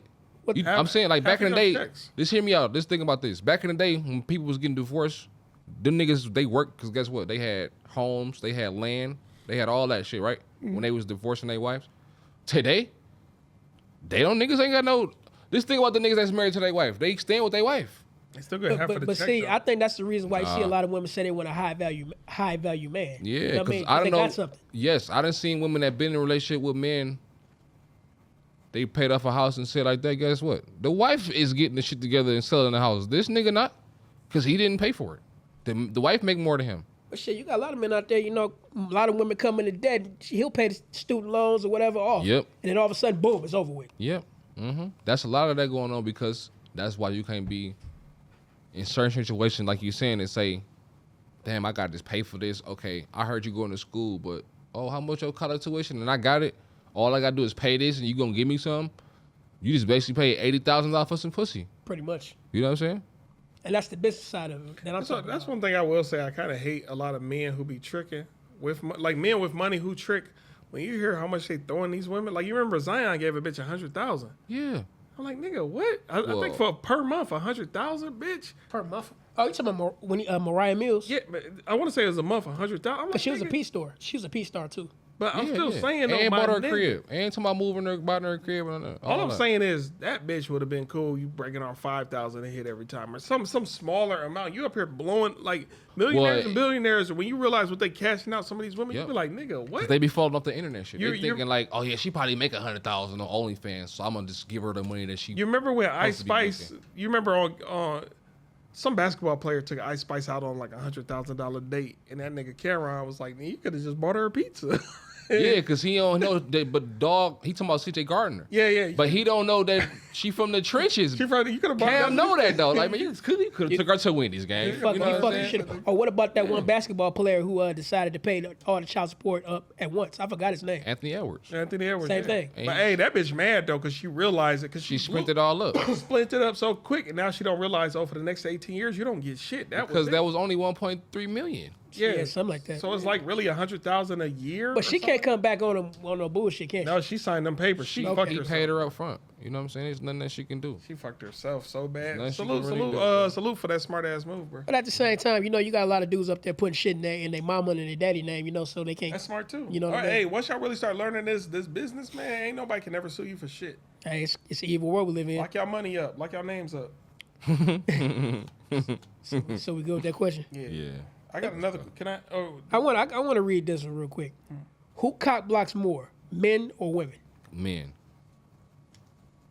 I'm not really around cock blocks enough to say it's men. So why do you say that? Because I done been around cock blocking ass niggas. And I seen how I didn't seen a nigga hating and cock blocking on a nigga before. Or maybe they're not solid niggas. No, I'm just saying, like, well, they not solid if they doing that. But That's what I'm saying. on the outside looking in, you would think they wouldn't, like, they'd come across like, though, these niggas some real niggas, but they really cock blocking. Man, let nigga get the Because guts, it's different ways they can do that shit. I'm talking about, like, bro, like, man, I done seen a nigga do some hating ass shit, bro. Some real hating ass shit when it comes to a bitch, bro. A nigga did some shit to me when it comes to a bitch. Nigga was tender, you know what I'm saying? But I'm talking about, Tinder like the app. bro, I'm talking about tender, bro, to the point where niggas wasn't talking about doing something to me and all. God damn, what the fuck going on? If you fuck her, man, I'll be at your crib, nigga. You right there crying on it. But it's just different because, like, damn, bro, I knew what I knew. I ain't trying to fight you. Yeah. But it's just like I don't think he knew about what he knew. But when he did figure it out, he got extra tender. But I been knew what about him. Did he really like her or something? Like, Yeah. That's why, yeah. Yeah, she a good girl. Like, she a good, not just a good girl. I mean, like, she a real nice bitch to be around and be friends with. She was my friend at first, you know what I'm saying? Our shit wasn't no sexual shit. But you know what, a lot of guys, any attention from another dude is bad for I them. know. You know what I mean? I know. That is true, but that's what made me stop get out of that. Because I'm going to tell you why, bro. You want your girl to have friends, bro. You want your girl to have a different point of view. You don't want your girl bottled up, bro. You want her to have one or two male friends, bro. You don't want her just hanging around all girls, bro. And we think about it at the end of the day, nothing you can really do to stop that. Nothing. So I'm saying real shit. It's nothing you can do. If a nigga gonna fuck her while you at work, she gonna do it. It's all up to your girl. But I'm saying if you know that your friend, if your girl got a real male friend, one or two, you gotta respect it. Let them niggas be her friend, because girls need that. Just like we need female friends. We need that point of view, not from our sisters. We need a bitch that we went to high school with, one of our friends to be like, bro, I need to talk to you for a couple hours, man. Like, niggas need that. But once you take that away from you being jealous and you not allowing your girl to have no male friends, it take away from your shit. So now you can't have no male friends. So it's like the friend zone that's really allowed. No, friend zone is potentially you gonna fuck this. That's the friend zone. This situation is you don't have no sexual desire at all. You not hitting this girl at all. This is your real friend. But do you think sometimes that might build feelings a little bit? No, I got friends that I've been with since I've been friends with since 9th grade. I never had sex with them. Never tried to have sex with them. Oh, y'all family then? That's family. No, I'm saying we went to school together. Y'all got so close, y'all family. That's what he's saying. I don't see nothing sexual in her, and she pretty, she beautiful. I don't see nothing sexual in her at all. Yeah, that's I understand it, but me personally, I done spent the night with her and everything. Never did nothing, bro. That's because we too much of a friend. You know what I'm saying? Like, we really, really friends. Like, I couldn't fathom myself doing that to her. You know what I'm saying? But going back to the question, who cock blocks more, men and women? I will say men, they cock block. They make it obvious when they cock block. Yeah. Women, they do. You know what I mean? I'd say they'll do it when you don't look like shit. Too. Yeah, when they don't like your ass, like nah. Or they figure out. I seen a girl figure out, like, if a girl walking in, like, I just seen a girl really cock block on a bitch when she figure out a bitch got her eye on a nigga that she just fucked the night before. That too. Like, I done seen the bitch get a nigga smash her. She come to the same place the next day. She think that nigga hears, and the girl's all his face. Why that bitch talking to my man and all that. Mm-hmm. She won't. That happens a lot. Yeah. That happens a lot. Like, especially if a girl find out, oh, he only fucking me, but he taking you serious. Mm-hmm. Yeah. See, playing the game different. That's why I don't do none of that shit, bro. I be 100. I don't. First of all, I don't even play that game anyway. When it comes to that whole game, and that shit not cute, and it's not cool no more that we grown. It used to be cool, but now that we grown, you want to protect. You want to protect your peace, your alone time. You want to be able to chill with your children, unbothered. Yeah. You know what I'm saying? So now you don't want to have all these hoes and all this crazy shit and all this weird shit as accusations. Why you ain't answer your phone? Nigga, you was fucking another bitch. Nah, man, I'm chilling with my daughter, watching the movies. You know what I'm saying? Like, that's what you want to worry about. Nah, you ain't got to create memories. I ain't trying to. Yeah, that's what the most important things now. That's why girls just fucking themselves over, because they creating shit based on how we used to be. You get what I'm saying? Girls haven't got out of the fact on how men used to be, and they stuck in the fact that the new version of men that we are right now, they can't even fathom it. You know, I'm going to go back to cock blocking again. I talk about it all the time on this podcast. You know, going back to the high school cock blockers, you got that one dude that want to joke at your expense in front of the hoes. Or want to play fight, want to grab you. That's the shit I hate. Well, nigga wasn't going to play with me like that back in the day, because back in the day, I was kind of athletic and big, so a nigga wasn't doing that fighting shit with me. Niggas know who to try. Yeah, niggas know for sure. Niggas want, but they give me a different way. In the lunchroom, when everybody in the room, you know what I'm saying? And then, you know, when everybody buying them snacks, you ain't got no money. Nigga, you ain't got no hot Cheetos, nigga. That nigga broke his hell. You ain't get no 9 letters, but you broke his hell, and you got to take it. You know what I'm saying? And I swear to God, and that's what make. I don't think no internet comment can do no more damage than that in real lifetime. Going through that real life lunchroom experience, and niggas seeing that all them eyes looking at you. Ooh. Shit. Man, you remember damn, you ain't got no motherfucking money, nigga, on lunchtime? That's like getting your ass knocked out and go viral. Oh, my God, and bro. And they got the 50 cent for the chips or whatever. I don't know how. Look at this broke ass nigga. Oh, God, bro. Like, it was a different time to go through that shit in real life. Let's just say if your mama called you, came to get you up from school, and you got to walk past everybody to cross the classroom. You know your mom about to beat your ass in front of everybody. Bro, that's a different feeling. I remember that. I remember hearing a nigga crying because you could hear. No, I remember them days. My mama came. I got suspended for bullying in 7th grade, nigga. My mama came right up in that bitch, blew my shit out in front of the teacher, the teachers, the students, everybody. You was bullying a nigga? No, we used to go 30 seconds in the bathroom. You know, We used to go 30 seconds man for man. And I was smaller back then, but once I got into the 7th grade, I got bigger. And the same nigga that was beating me up in the 6th grade, I never snitched on him. I would just get my ass beat. So the next year I came back, I beat his ass. I got a little bigger over the summer. I beat it. This nigga told the principal I was bullying him, bro. I got suspended, bro. So he got back. He took an L, nigga. A bitch ass nigga. Hold on. Yes, Hold on. Where the button at? Hold on. If you don't get that bullshit out of my face, bitch. I'll call you a bitch and I don't know you. You're a bitch, dog. That nigga was going 30 seconds in the bathroom for 2 years, and them niggas was getting down on me because I was a late bloomer. I was smarter than everybody, and I wasn't complaining. I was just getting beat up. I was losing. I came back my 7th grade summer, bro. I was bigger than niggas and was beating niggas' ass. Niggas told me I was bullying. They said I was bullying niggas, bro. That's some bullshit right there, man. You seen him in your adult life? Fuck no. If I see him today, I'll still beat his ass. His name. No. Yeah, I'm saying it, nigga. If I see your ass, nigga. Hey. Yeah, because you got me suspended from back in the day in the 7th grade. My mama, hey, that was the turning point in my life for real because my mama moved out the hood that year and everything, bro. My mama thought I was going on the wrong path. You know what I'm saying? I was bullying in school, like the image of it. I'm bullying, school fights.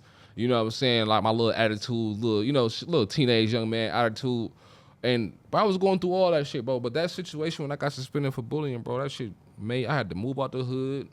I was on punishment for the summer. All type of shit. Yeah, that's some bullshit. That nigga fucked me up, bro. You know, so if I see the nigga today, I might cheese niggas ass one time today. You know what I'm saying? Don't do that. Let it go, bro. Niggas don't remember cheese neck. Yeah, cheese. They don't remember that shit. We was doing one question each. Was we doing one? Yeah, I think we was. Right, you got one? I'll put this back. I already asked my first one. Oh, go for it if you got it. All right, fuck it. Is White Man Can't Jump a hood movie? Facts. The fuck? Hell yeah. Wesley Snipes? I want to say half and half. It was a hood movie, but it was mainstream too. No, I mean it was because you had Woody Harrelson too. Woody Harrelson, and you had the old girl, Rosie Perez. Rosa Perez, bro. Hell yeah, you see her man. titties in there, bro. What you mean? Rosie, trust me. Hey, you saw her whole body in there, bro. Like nigga, she sexy ass Puerto Rican. Nigga, if I had access to Rosie, I'll probably cuff her. To this day. Rosie, to this day. You one of my top, yeah. To this day. I don't know what she look like now. I'm talking about back 70 years old. I'm about to this day. No, I'm talking about back then. Like if me and her was the same age on some Pac and Rosie shit, man, shit, what up? I'll take you serious. But is it a hood movie? I say about 50-50. No. I say it's a hood movie for sure because of the story and Wesley Snipes alone. That's it. That's a hood movie, gang. It don't have to be gangster shit for it to be a hood movie, bro. I'll give you that. But either way, it was a great movie. It was a great movie. The hooping story, the hustling part, everything, the whole message. It was a hood movie, bro. That shit that niggas go through in the hood. Yeah, because basketball, niggas gotta hustle to get the bread and run scams on other niggas. Yeah, it's a hood movie. That's a hood movie, gang. It's just you don't have to there wasn't no gangs in there, but it was a hood movie though. I give you that. The toughest part of the movie was probably I'm gonna go get my gun, shoot everybody ass. I heard that shit, nigga. Yeah, but that movie, if you don't notice, bro, the shoes they was wearing, the gear they was wearing, bro, that shit is like a staple for the culture in hip hop, bro. Like niggas really study that movie, bro. Hot top fades and shit. The shoes, the hot top Nikes that come all over the pump on them bitches. You know what I'm saying? Woody Harris had them bitches first. We going Sizzler. That nigga, bro, that shit hard. Wesley Snipes with the hat he had that fold back. For you, the first black man. Come on, bro. I only seen that movie one time and I remember that bitch. Bro, it's legendary. But it go down in 2026. Niggas wearing a dress like that right now. See, I didn't see the new one. I heard it was good though. No, a new white man. I didn't even know about that shit. I would never watch that. It was on Hulu, I think. Man, I hate kind of remakes. You remember they redid Space Jam? I'm like, man, I don't want to see fuck with Space Jam. I fuck with LeBron Space Jam. I didn't even watch that. I didn't see it. No, if you watch it, the story hard. The story hard. Is this the same story or a different one? No, it's a different story, but the story hard as fuck. I like the way they did it. Like once you really watch it, it's not. You can't compare it to Mike because the story's different. It's the Looney Tunes, but the story is fire, bro. You know what I'm saying? The way they did it, based on it's LeBron James and. You know what I'm saying? See, I assumed it was going to be trash, so I never even... No. I'll check it out then. You got to give it a chance, bro, because I watched it and I really liked it, bro. I don't like how they did the Fresh Prince. No. That new one? Yeah, I don't like that. Show. I really like what they did with Carlton character, because they, when he started taking bumps. Made him gangster, bro. Like, what you mean? But I'm saying, when he started taking bumps and shit, I'm like, you know what? Niggas... in today's society who exists like him, that's what they do. Okay, yeah. So that's why I fuck with Carlton was probably sniffing powder on the Fresh Prince. We wouldn't know. Yeah. And we wouldn't know. Going back to your point about, he was kind of gangster on the original. Bro, somebody showed a picture. that somebody said Carlton was always more gangster than Will. He was. And you see the pictures, bro? Yeah, he was. My nigga Carlton was on that shit, bro. Nah, because I remember they wouldn't let that. When Will got shot, he was the first one to go get it. On God. And I remember they wouldn't let him in that fraternity. He got up in that bitch. And he said, he was like, whoa. He was like, Will, I don't need you to talk for me. Yeah. Talk for you. So all the real situations. Hey, I fuck with Carlton the whole time. Yeah. Bro. Yeah, all whole time we looking at Will, but no, Carlton the one who held it down. I fuck with Carlton. Salute Alfonso. Ribeiro. What's his last name? Ribeiro. Yeah, I'm sorry I couldn't get salute. Yeah, that show they could have did better with the storylines and the actors for real to me. Yeah. Yeah. I liked how they included battle rappers. They had Easy, the block captain. Even though, man, in real life, you a piece of shit, Easy, the block captain. I'm not even going to lie, bro. Why you call him a piece of shit? That nigga, Easy, the block captain. If y'all ever deep in battle rap, that nigga's a piece of shit. See, I don't know. So far, from what I'm hearing, like, this nigga's, you know Remy Ma? Y'all know.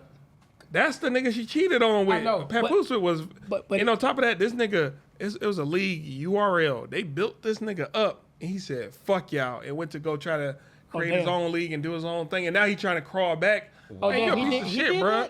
Man, Easy, bro, Easy. Hey, that battle rap shit. I hope I'm perceiving you wrong, but so far what I know about you a piece of shit, dog. That Damn, battle how you rap gonna shit do fire, that? bro. I've been to a smack show for real. Oh, I've been to a real battle rap show, bro. They have them out here all the time. It's I went to Calico got a league too. I went to the New York shit. I went to Smack Battle. Oh, yeah. New York. I went to Queens, nigga. Yeah. And Southside Jamaica, Queens. I was in 50 Cent hood. I got to see Calico and Murder Mook versus. Ooh, you was at that battle? I was on stage fighting, nigga. Like, Yo! I was there, nigga. Murderland versus Space Jam, nigga. Like, they had the Space Jam jerseys. We had the Murderland shirts, nigga. I was there, nigga. Like, You seen the nigga fall T-top? no, nigga, I was on the stage. What you mean? I'm saying you said you was fighting. It was Briz Rothstein and Yes, it was T-top. gang. Yes. It was T-top. Oh, you was there. I was there. You can probably, if you not, you was looking at me. I got a black and red the label say Into Me on it. I got a black and red Into Me hat. I'm on the stage, bro. Like, Calico, like, Murder Coon right here. I got it on, like, I made my version on YouTube, but I put it on YouTube. Like, I made like a little, before niggas was editing and putting like videos out, I made my little YouTube little vlog and shit. And shit, Calico right here, Murder Mook was right here, bro. That nigga turned around, look at me like, nigga, you ready? I'm like, yeah. These niggas professionals, bro. That's my first time ever seeing. Like, I got to see Briz and them niggas. We first of all, Smack booked them in the same. We was all in the same hotel. Yeah.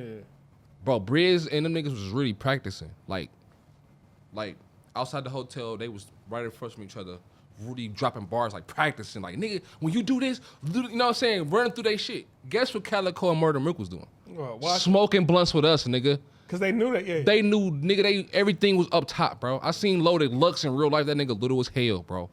Like, We ain't doing that. No, I'm saying he little. Like, I'm saying he a god. Don't get me wrong, Okay. but he little. I didn't know he was that little. Well, I'm saying he little as fuck. I seen that nigga in real life, and I got to see, bro, like how that shit really work. I seen Smack in real life, bro. Like, on the stage with all them niggas, bro. I'm on the stage with Brooklyn niggas, Southside Jamaica, Queens niggas, Philly niggas. Everybody got knives. Wait, knives. so how did you get on the So they stage? got Through Shanks up Calico? there? Yeah, Calico. Okay. Calico, one of my main men, his name Get 'em Boy Snow. He an artist. I was producing for him back then. Yeah. And me and him stayed right across the street from each other on Dre Road. And we became brothers over the years. And he told me about the show that was in New York. And I had just got out of work. I'm like, shit, nigga, I don't give a fuck, nigga. I'm off for 3 days, nigga. What we gotta do? He's like, nigga, my wife, he was married at the time. He said, my wife gonna get us a rental. Nigga, neither one of us had no license. His wife got us a rental. We drove all the way from here to New York, nigga, with $200 combined. Because it was the middle of the week. I ain't get paid. He ain't get paid. We like, nigga, fuck, we going to the show to support Calico. We had $200 combined, 4 blunts rolled up, and he had Black and Miles and I had some cigarettes, bro. We drove all the way 8 hours straight. We made one stop. Got some McDonald's, got some gas, straight there. We got there at 5:30 in the morning. And it was like nothing happened. Like, when we got there at 5:30 in the morning, it was like we got there at 5:30 p.m.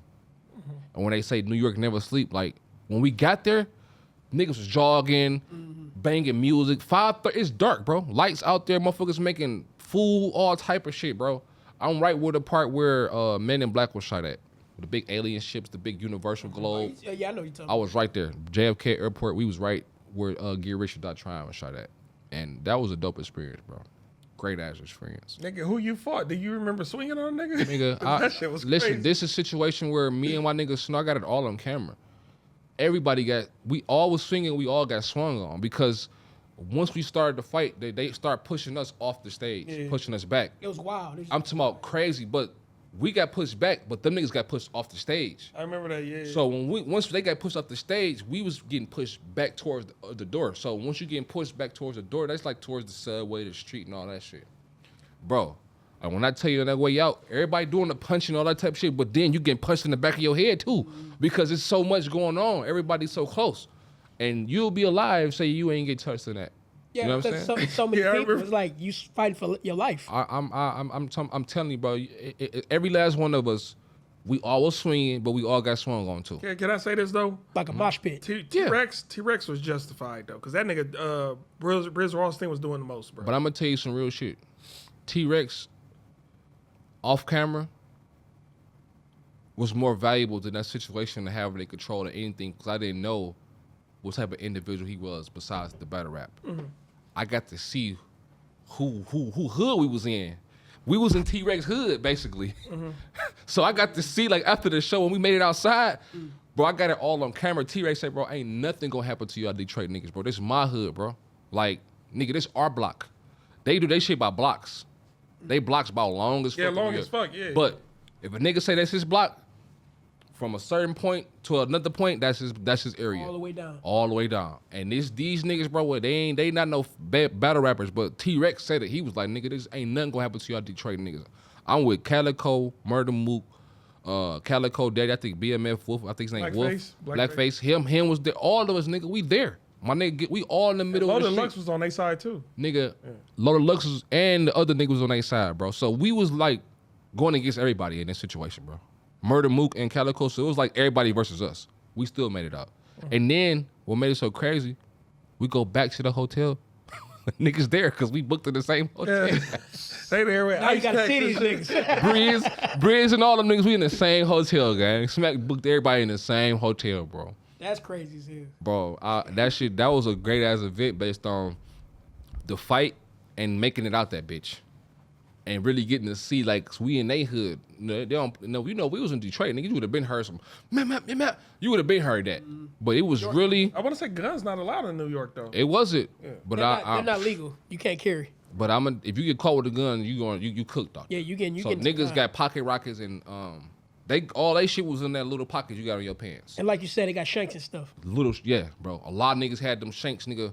Like the nigga had on a movie, niggas had blades in their mouth for real out there. Yeah. Oh, they do that shit. Yeah. Real life shit, no bullshit. No, they ain't have to do that with their hands. Just straight tongue action. Fucking blade hanging out their mouth, bro. I did that because, on above the rim. Yeah, I know, but I'm saying that you would think that's what niggas have to do out there, but no. Not like they that. not even moving, they just straight. Damn. Fucking knife right here on the tip. Crazy, bro. Like, I don't know how the fuck these niggas moving, but seeing that shit in person, there was Philly niggas that was very like that too. There was Philly niggas because we was surrounded by Philly, Queens, Brooklyn, and it was some Harlem niggas there, but mainly Philadelphia. And them Philadelphia niggas, the ones that had the blades in their mouth on both sides, like one blade on each side. I'm glad nobody got cut. To my knowledge, nobody got cut up there. No. Niggas was just throwing hands. Niggas, it was straight real shit. Just straight mink. I'm thinking oh real. shit! Oh mink! Oh shit! Mink! Yeah, you moshing and shit. Yeah. Yeah, because that nigga T-Top fell back and Briz ran out the door. He ran out that bitch. I just remember my homeboy. He had my shirt because he older than me. You know what I'm saying? But he was having hold of my shirt and pulling me while we was going at the same time. You want to look at that? I'm like, bro, this shit crazy, bro. Like, in other words, he was guiding you to safety. No, we was together. Like, he wanted to make sure when we get pushed out the door, we was all gonna get pushed out the door together, and I wasn't gonna be stuck in there. Right. You know what I'm saying? Yeah, I know what you're saying. So he was by the whole crowd moving us to the door. He got my show. Yeah, come on. Yeah. I don't know what's going on. I'm just still. Shit. I just feel myself getting pushed. You know sometimes the fights, I hate to say it, but they sometimes be the funnest ones. Yeah, and I'm gonna tell you, I learned something new about the production of the stage was like all the way up. We was like 10 feet in the air, bro. So you was on the stage like a... Yeah, like this, like if you see what I'm saying, like Briggs he ain't get just threw off a regular stage game. No, he was like... This nigga was like 10 feet up in the air, bro. Like, damn. The people was all the way down here. Like, I seen it, how they do the production. Like, we was up, nigga. Like, the platform they built up there, We had to climb like a little ladder to get up to that bitch. You know what I'm saying? And he got pushed off that motherfucker. Nigga got pushed off that bitch. His arms were like this, like, oh. That's how you know he fell far. It's like falling off a bus damn near. Damn near. But he was up there. He was up, bro. And because the stage was up. The stage was like a platform. I mean, like up under it wasn't nothing. It wasn't like about poles and shit, like a platform keeping it steady. But people right up under there, they looking up at us. We looking down at them. You know, that kind of remind me of, you remember that Dipset fight? Look. Yes, bro. Look. I remember that shit. So that's what happened. I'm right behind them niggas, bro. Watch. If you watch that shit detail, whenever you watch the whole thing, look for me, bro. I'm in that bitch. I'm the only black nigga with a red and black hat on, bro. I remember that as soon as you said the moment. I was like, bro, that's a legendary moment in battle rap. You know what I did with the shirt? I framed the shirt. The Murderland shirt, I got that bitch framed, bro, in my basement. Yeah, because this T-Top, he gonna fall back. And then Briz Rothstein, that nigga, he was just doing the most, bro. I can see it. He was doing the most. He's slipping through niggas and all that weird. Hey, I can see it in the nigga face. But you know what's so crazy, though?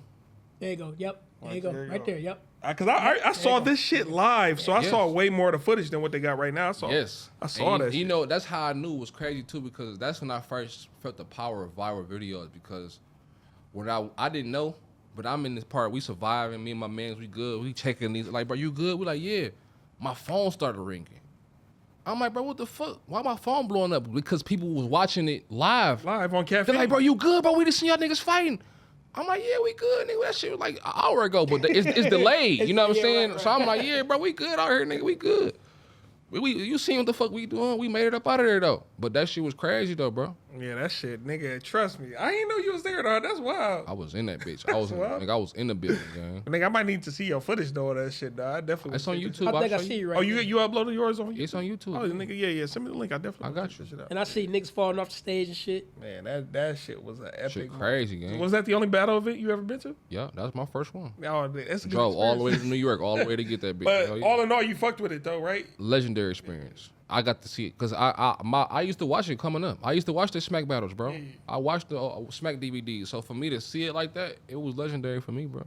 So, Calico got a league out here now. I can't think of what it's called now. I seen it. Check him out though. I say pull up on his, or again, it's some local events. I'm always at the local. Yeah, I seen my homeboy, well, his cousin, my nigga Get Him Boy Snow. He went to one. So I'll probably be going to one of his Calicos because RP Thrax. You know what I'm saying? He a member of the Calico family. That's one of their members. I met him. He they engineer. He made beats too, and I made a couple beats with him. And I was real like chopping it up with him while we was in New York. Yeah, rest in peace, Thrax, man. That's Calico producer. You know any local battlers at all? Only person that I knew was I knew a female. She was a female battle rapper. She was nice, but not no local niggas. But I only knew. What's her name? That connection. Her name was her real. I don't know her battle rap name, but her name on it. It's called Honey. It's called Honey something. It's called Honey something on Instagram. Okay, yeah, we are. But she her delivery nice though. No, I'm she saying really got skills. I ain't want you to put out her government name. No.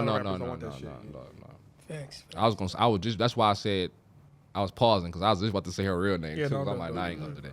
But as an artist though, she really is dope, and she got delivery. Like as an artist, I like delivery. And I would say check out some of these local battlers. Like some of these niggas can rap. I'd have been in like some of the shows, like some of the like these guys shows. I'll be there and like this place on Burt Road, on Grand River and Burt Road. They be having shows there. I done been there and seen a couple up and coming guys open up.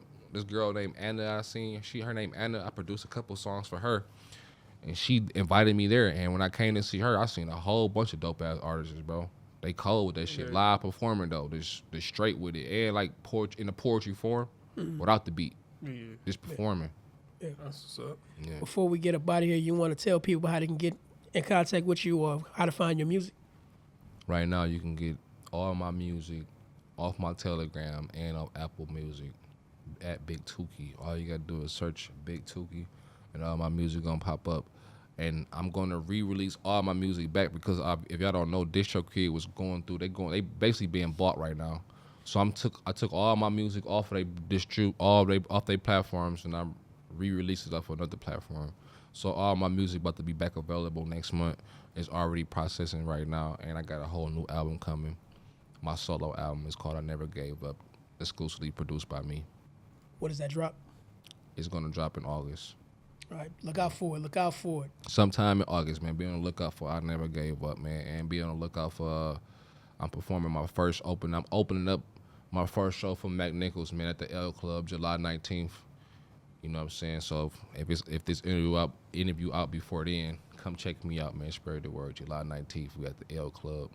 You know what I'm saying? I'm gonna open up for a legendary artist, and I'm getting an opportunity. Send me the flyer. I'll do my best to pull up. I'll fuck with the L Club. The L Club, man. Mack Nickels open. You know what I'm saying? This is his second one. The first one he did, that bitch was sold out. I know this one gonna be sold out too.